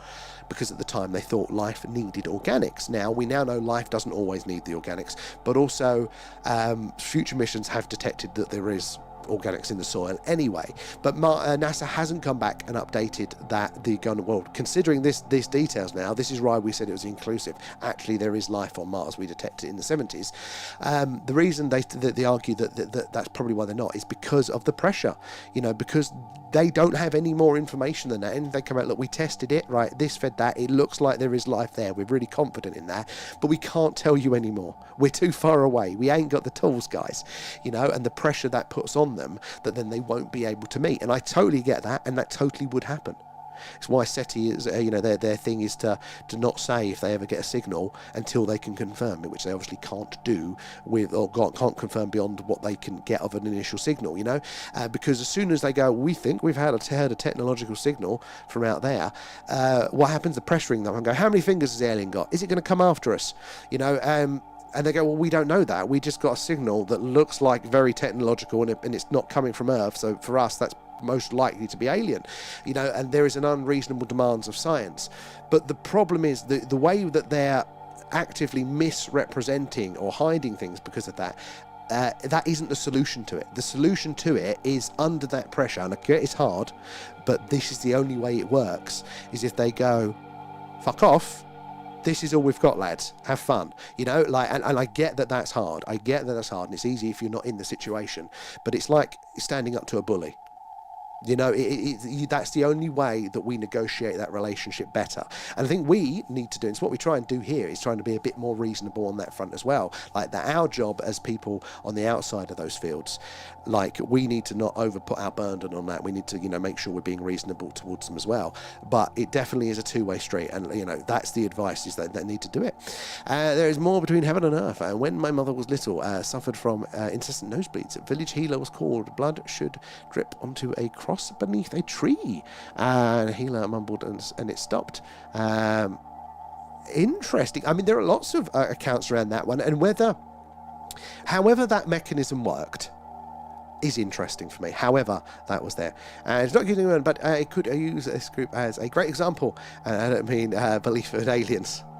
But look, like any community, like I said, like when we talk about scientific community there, and I'm talking about the bad ones, there are the scientists that do outrightly claim that there are no aliens and you're ridiculous to like this, to do this. Now, funded scientists out there, but that's not all scientists. There are more in the middle. There are more open-minded. There are more, there's a range. Same within our community. There are people within our community that are hell-bent that it's all aliens from Zeta Reticuli and nothing's going to tell you otherwise. All the way up to people that go, well, I haven't seen evidence myself, but I think it's plausible, so I'm curious.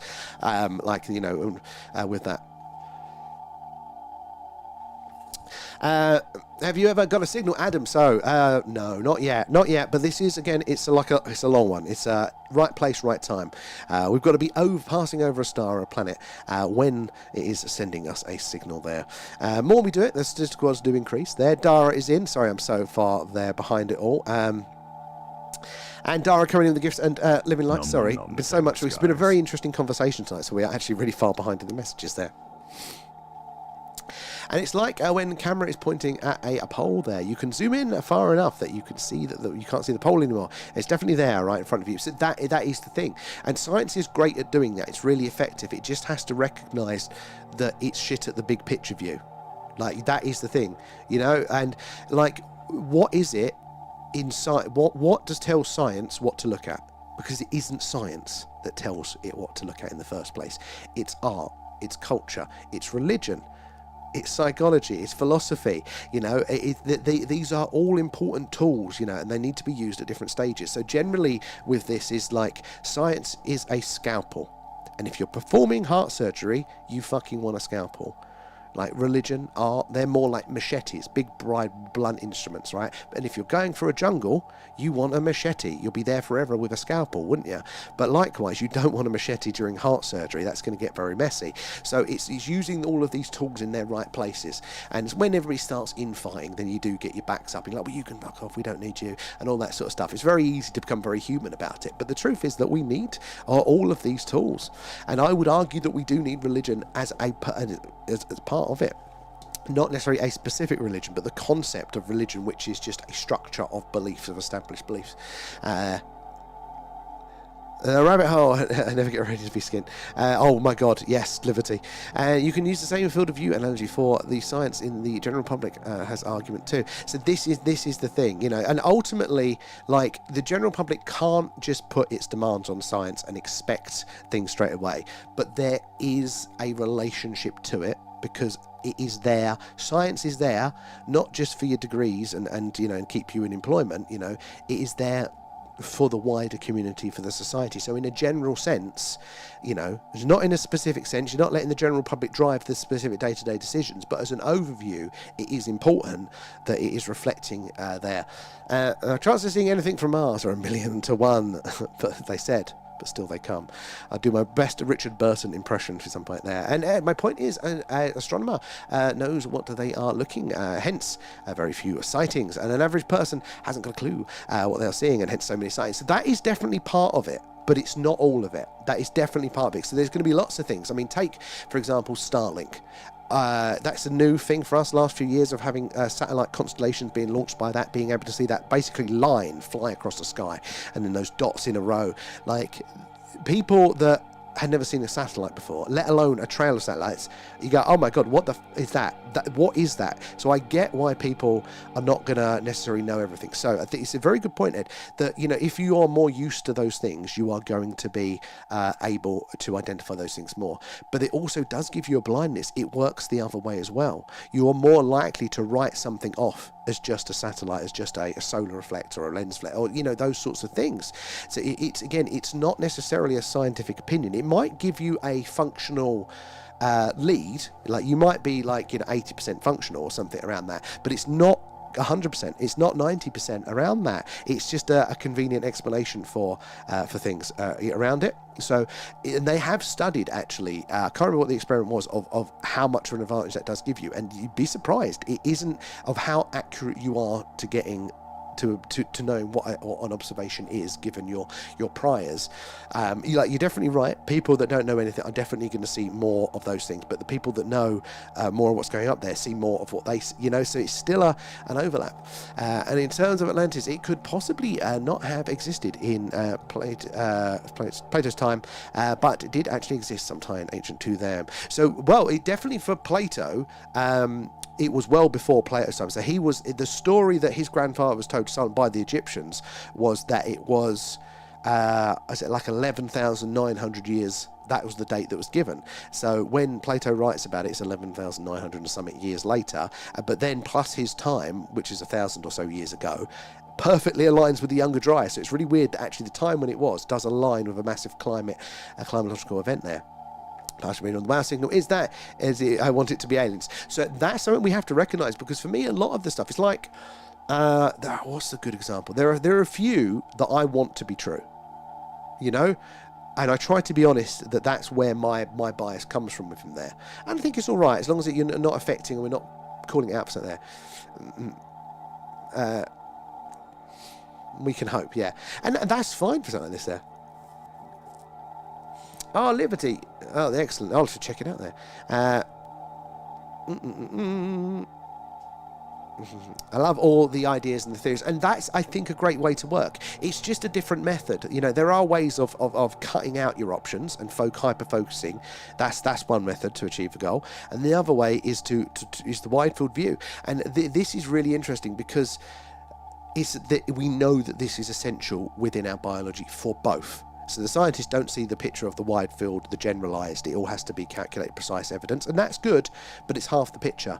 The creative people, again, don't see the value the other way. But we have our left and right hemispheres in our brain for this exact reason. You know, one is detailed, analytic and focused, and one is broad, because as humans, we need to have the detailed, focused look on our prey for when we're hunting, so we can have dinner. But we need to maintain wide field awareness to make sure that we are not somebody else's dinner. So it goes back biologically in us really, really, really, really deep. But some people, again, more left or right hemispherical dependent, and therefore will lean one way with their skill set. But both are essential for it. And yo, how you doing there, pedestrian citizens? Greetings, how are you there, Game Boy? I've been thinking the Big Bang was actually a big squash, maybe because we're in a black hole. I lean that way. I mean, there are scientists out there that argue that. There's not enough evidence either way to confirm it, but it's definitely not impossible. It is a serious theory there. Signal hunts are the intense combo nights. They really, really are. And black holes pulse, so maybe that's how planets are made. You never know. But black holes, white holes, universes, pocket, yeah, that area, we're so far behind in the chat, it's already late. So I won't be able to go into it, but it is a whole one. Bring it up on another one there. And have you heard of the interview of Travis Walton on Art Bell? I might have. It might be one I've watched there. And have you heard the interview on the Dark Matter Radio? You know what? No, I don't think I have on that one. Well, signal, Ed, it wasn't even a signal. It was an unintentional burst of energy, according to experts, and almost certainly natural. So, no, see, that is the thing. The almost certainly natural, that there's no evidence in that other than we do not know for sure officially of an alien civilization existing. There is nothing about it that is almost certainly natural, because it looked very technological. It looked nothing like a normal organic radio signal. That is why it's so interesting. It still could be natural, but we don't know of the circumstances that are plausible to have created that sort of looking signal around it there. And what a signal is a burst of energy on that one. And they would say they wanted to keep us quiet. Yeah, they would. Travis Walton's own recollection thinks he was too close to the craft when it took off, killing him in the process. They took him back aboard to repair him, bring him back 5 days. I've heard that, because at the time he thought it was a malicious abduction and they were all evil, and later on he thinks that maybe he got too close, they were helping him out there. So it's unequivocally natural, then it would have been observed again. So that is the theory. That is the thing. Now that we're looking more and more, you would think you'd see it more. It's still possible that it's a natural thing, but these are the logic around it. I think it makes perfect sense, Kate. He didn't die, badly injured. It's a fair point, or at least I would maybe have been able to find the source. So, this thing, we know what is in that part of space roughly, and the only stars are there are really, really, really far away. So whatever that was, whether it's an organic of a star or a planet that did something weird, or it was an alien technological signal that was powered, it would have had to have been incredibly, immensely high energy there. Why would it be observed again if it's a natural event that occurs rarely? Because even if they occur rarely, the vastness of space, we do hear them a lot. And because that was a loud one, we should hear more of them. It pierced through. That's one of the things that was something, you would see events like that as they happen. Even things like supernova that are incredibly, incredibly rare, we see them. They're one of the most common things we see in the sky. So because they're so loud, they poke through. And because the wow signal is loud, you'd think it would go to that. I think Extraterrestrial University wouldn't trump the rarity. So that's exactly how it works with supernova. They are some of the most rarest astrological events, but we see them as one of the most common because they are so bright. They poke out above, and there's your numbers there. But I mean, it doesn't totally disprove it. That is the thing. You're talking universal time. That is a possibility here, that it could just be one of those things. But again, we're making it more and more and more and more and more precise. At what point is it just more likely as a fucking alien there? Great you meet Bob Lazar. There is. That is a very good YouTube video. I think it's on the Area 52 channel. Travis Walton, Bob Lazar. It's very cool to read there. And I think the key term used there is science communicators there. Most science communicators aren't scientists, and are very resolute in their belief, and their beliefs shaming. So I give you that. The ones that I'm thinking of are there are, actually, let me do the thing ahead. Let me make sure I'm being right on this one. So the main one that comes to mind for me is old Neil deGrasse Tyson, and I don't see he's not practicing now, is he? But he's one that's notorious for this. But there are a lot of ones that we do. There was a few podcasts I was listening to, of scientists in the science community there. So they are the ones that are choosing to be more public. But I think you're right. There is a distinction between people that jump on the side, and there are science communicators, but not actually part of science. But it's not something that science doesn't do itself, and scientists don't do. That's part of, I think, the recognising that the humanity of the scientists that are quite flawed. But again, that's just because some of them do it doesn't mean all of the science community does. There was a brilliant one. It was not in the alien world, but it was in the archaeological ancient history world, that essentially one scientist had come saying, look, actually what this particular scientist is saying There's no evidence for that. I'm in this special field. They're just parroting a generalised that isn't real, and the specialists. But they got so hounded, and they did it respectfully. They got so hounded by the other scientists that they then retracted their statement on it. So there are genuine science people out there that are interested in the truth, but there are still enough even within the community. Like that is the thing. We don't know if it's a rare either there. It might just be an anomaly. So that is a part of it. But again, the more precise we're making it, the more of that sort of thing, the less likely it is, going far away from Occam's razor. Actually wanted you to take a look to see if I've done all right with the community footage. Oh, yes. Oh, God, yeah, the community footage, Kate. Yes. 100%. Sorry, I've been so out of it. Is it somewhere? I'll find it there. Too much to handle. Discord. Yeah, no, I feel that, X. I haven't been on in a few days myself there. Many different avenues. 100% there. All good to think about. Exactly. And the other thing about this all as well is that I might be bloody wrong on all of these things. This is the very truth. I might be totally getting the wrong end. This is how I see it, my interpretation. And I'm offering it up because I go, is this interesting to you, the wider community? It might not be. I might be very, very wrong about this, all these sorts of things here. So, this isn't me saying you have to believe this. I believe this. This is what makes sense to me. But definitely, you have to filter it through your own experience of these things there. Yes, I do need to go through it. I'm well behind on the TikTok inbox, but at some point, okay, whenever it's ready, I'm not in a rush or anything. But if you do want to show it to me, or the draft, 100%, just might give me a poke to go find it specifically there. And all the flag, Earth, chemtrail, moon landing movements are proof that we should ignore the stuff. But there's millions being spent on debunking a flat Earth. So this is the thing. This is it. Like, just because there are fringes of areas that are ridiculous doesn't mean everything is.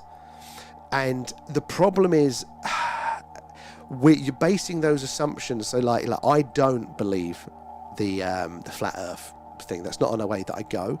But like the chemtrail stuff, something I didn't believe, but it's where we're putting our interpretations on things, because there is actually a wide middle ground around that. Well, we do know that they do interact with the clouds and chemtrail. Is it some master plan? Is it not? I mean, there was something around that, and I'm not deep on the chemtrail front here, but as I personally know somebody that works in that industry, like legitimately, and they're not a tinfoil hat at all, but also that they've outright come out and said with government policy that they are going to do those sorts of things. Now, again, there are fringe parts of that will say that they're not just doing what they're saying here, that they are saying, and they're saying that, they're going to be putting in different chemicals to depopulate the world, whatever it might be on the extreme end. But there is a middle ground of, we know that they are doing stuff, releasing gases from plane. What about the law of unintended consequences in the middle? What about the law of, oh shit, we've realised we're doing something, and then covering it up because of that? There's a whole middle ground that gets written off, and that isn't scientific. So that's the problem. It's assuming too much. It's assuming your starting point already knows and can filter out the obvious. That isn't a scientific thing, because that position without measurement isn't an informed one.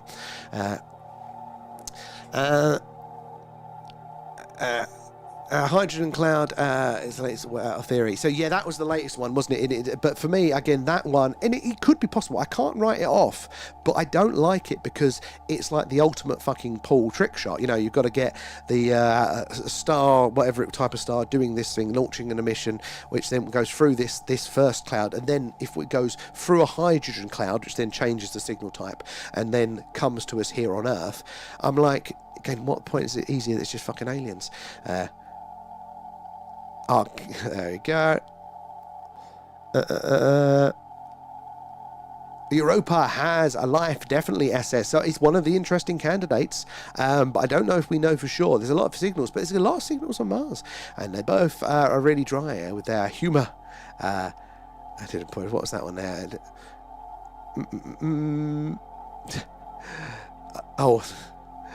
And Viking found chemical reactions that you'd find in life, but happened without life too. And they found no organic molecules. Scientists didn't ignore the matter. They concluded it wasn't life. So no, with a Viking, they concluded it was ambiguous with it there. And the label release experiment has been 100% successful. So it was a chemical reaction that for life, but at Earth it has been 100% successful. And their reason was maybe there was a chemical reaction that could cause that and trigger a false result. But we have not found one yet, and that is not the same, especially when that test has been 100% successful. The reason it was an ambiguous test result, okay, was that there wasn't the organics. That was the main reason that it was written off. But we have found the organics now and there. So this is the thing. We're talking about the same sort of thing here, but the thing is you're relying on the found chemical. You know, that's not the scientific argument around it. That's just the statement. It's not with it. Could they be wrong? Yes, there. Could they prove either? No. And that's the important distinction, that life has been available since the pre-internet in the 80s. So to say like 100% that life was there just based on the test, yeah, I wouldn't say that. But I would personally, I would say that. But from a scientific point of view, would I expect them to sound it? No. But I would like to say, because that was the whole point of the test, you know, was it was a life finding test. It wasn't to look for proxies of life. The label release experiment was to look for life. So that is a very different thing. It's not like the other tests where we haven't found the ingredients or the associated things. That was a literal direct life finding test. And there was a version of that test that was pitched by the same guy to NASA to go on later missions that would have been conclusive. It would have had the ability to be conclusive, and it's really interesting how it did it. It might not necessarily, it's very complicated, but the Russians took that test and they put it on a mission. Sadly, the rocket went wrong before it went there, but they could have got a lot more confidence in that. And so I can kind of at the time see why they would have erred on the side of caution and said, oh, it's ambiguous, you know, it's inconclusive. That was it, sorry. It was an inconclusive result. I can kind of understand that, but not since that we now know that the exact reasons that were cited for it being inconclusive were there. And remember, the label release experiment was to directly see if there was life. So the whole point of that was that if this is positive, then we can be reasonably confident in it that it wasn't a proxy. Find the reaction is enough to tickle my brain. Exactly there. And we send an experiment that can be inclusive, a complete waste of time. So that is the other bloody argument of it. Skeptic. That is actually a really fair point. And the funny thing is the test that did the looking for the organics in the soil, NASA knew that it actually wasn't capable of detecting, because where it was shit basically was that it couldn't detect like low parts per million of organics in the soil. It wasn't sensitive enough, and they knew that when they were testing it before they put it on the mission. So they still come back and said, well, there's no organics. Not that if there was, they could have been lower than that, which is exactly what turned out to happen with it there. So it's really interesting, you know, a waste of time. But because they got a lot of pushback, because a lot of people don't want to, you know, because of that bias out there, and it's not necessarily that, look, healthy skepticism, if that test had all come back positive like there, and they had said, look, we're really confident, and science, the rest of science go, actually, you know, I don't think you can be that confident. That's fine. That's good. That's healthy. The whole point is to see the holes in your argument. See where those 1 or 2% are so you don't fuck it up. That's 100% right. But that's not what happened. The pressure was too much, too political, and prevented NASA from ever putting life detecting tests on it again.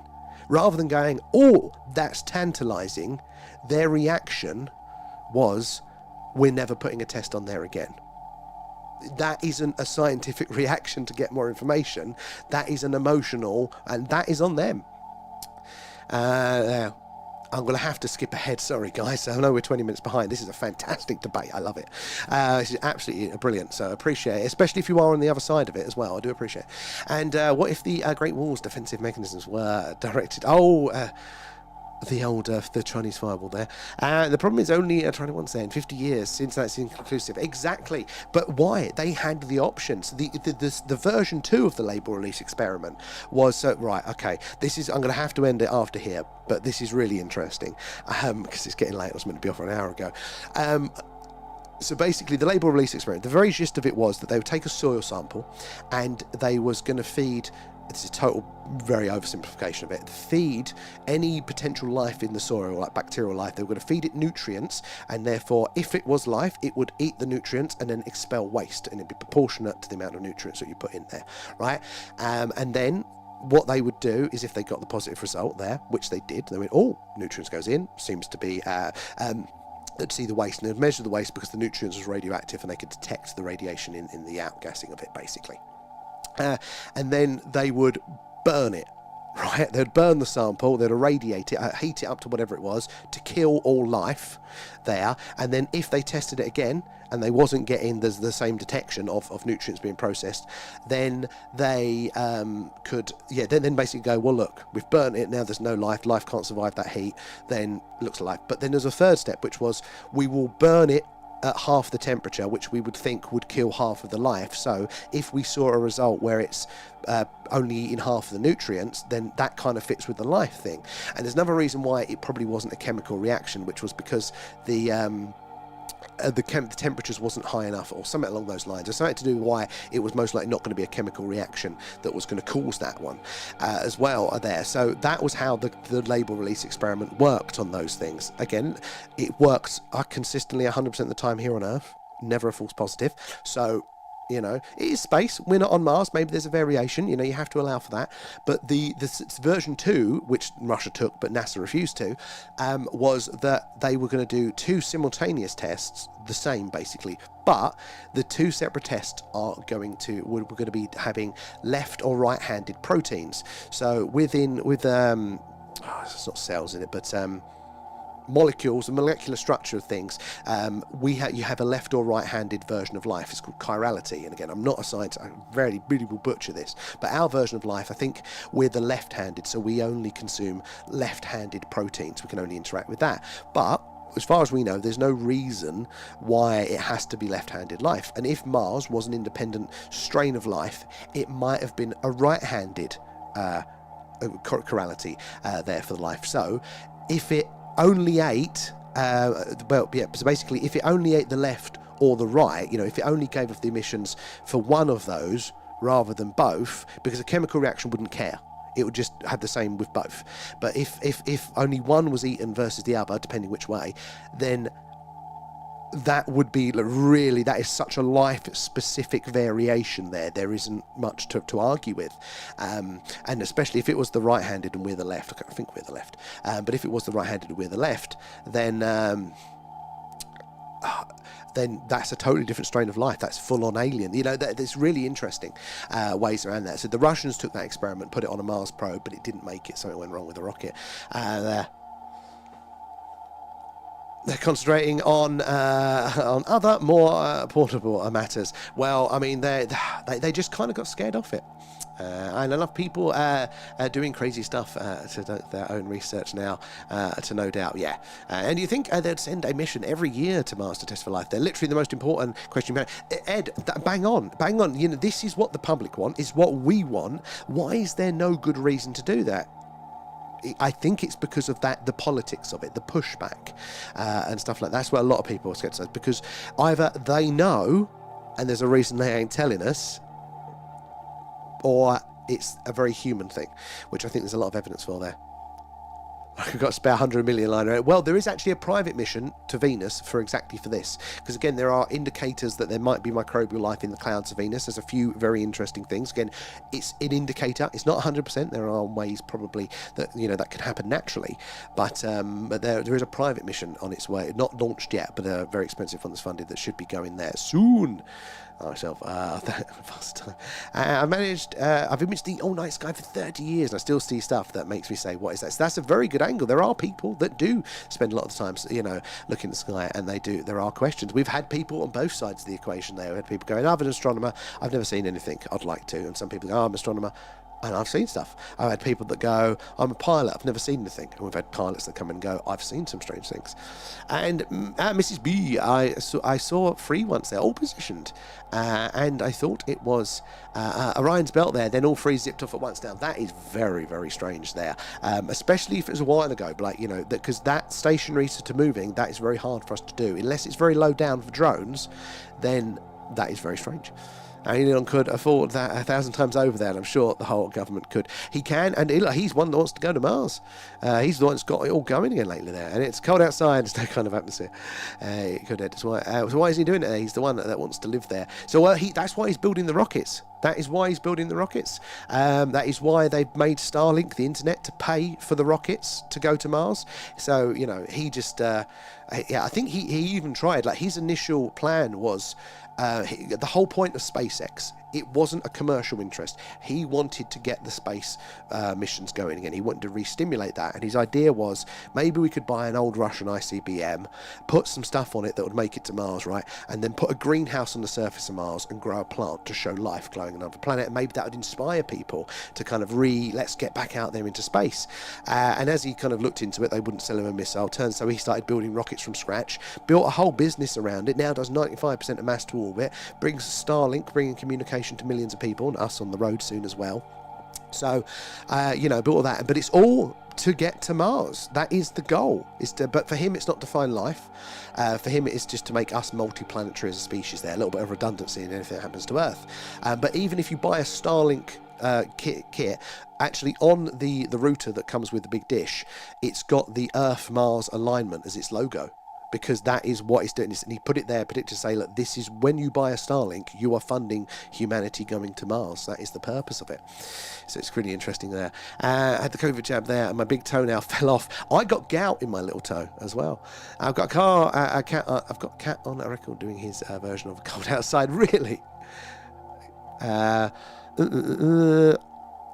Finding life is so important, and 50 years since the last mission there. I can't get my head around it. Well, this is the thing. What does explain it? For me, knowing a little bit about people and psychology, that humanity explains it. And I might be wrong. Maybe it's a big conspiracy out there, or maybe the scientists are right and it really is so much more important to take some 10 times, 1,000 times slower.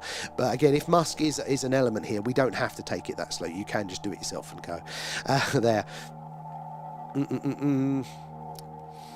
And what about the Germans? We thank them for a lot of action movies where they play the bad guy. Someone has to be, after all. Well, this is the argument. If you ever need a villain, the old Nazis did such a job, didn't they? Like, you can't write a better villain than the fucking Nazis, the shit that they were up to. Cooking a roast dinner at this time, Trevor. There. Travis Water and Bombers Open was good too. I like the atmosphere of it, the ambience there.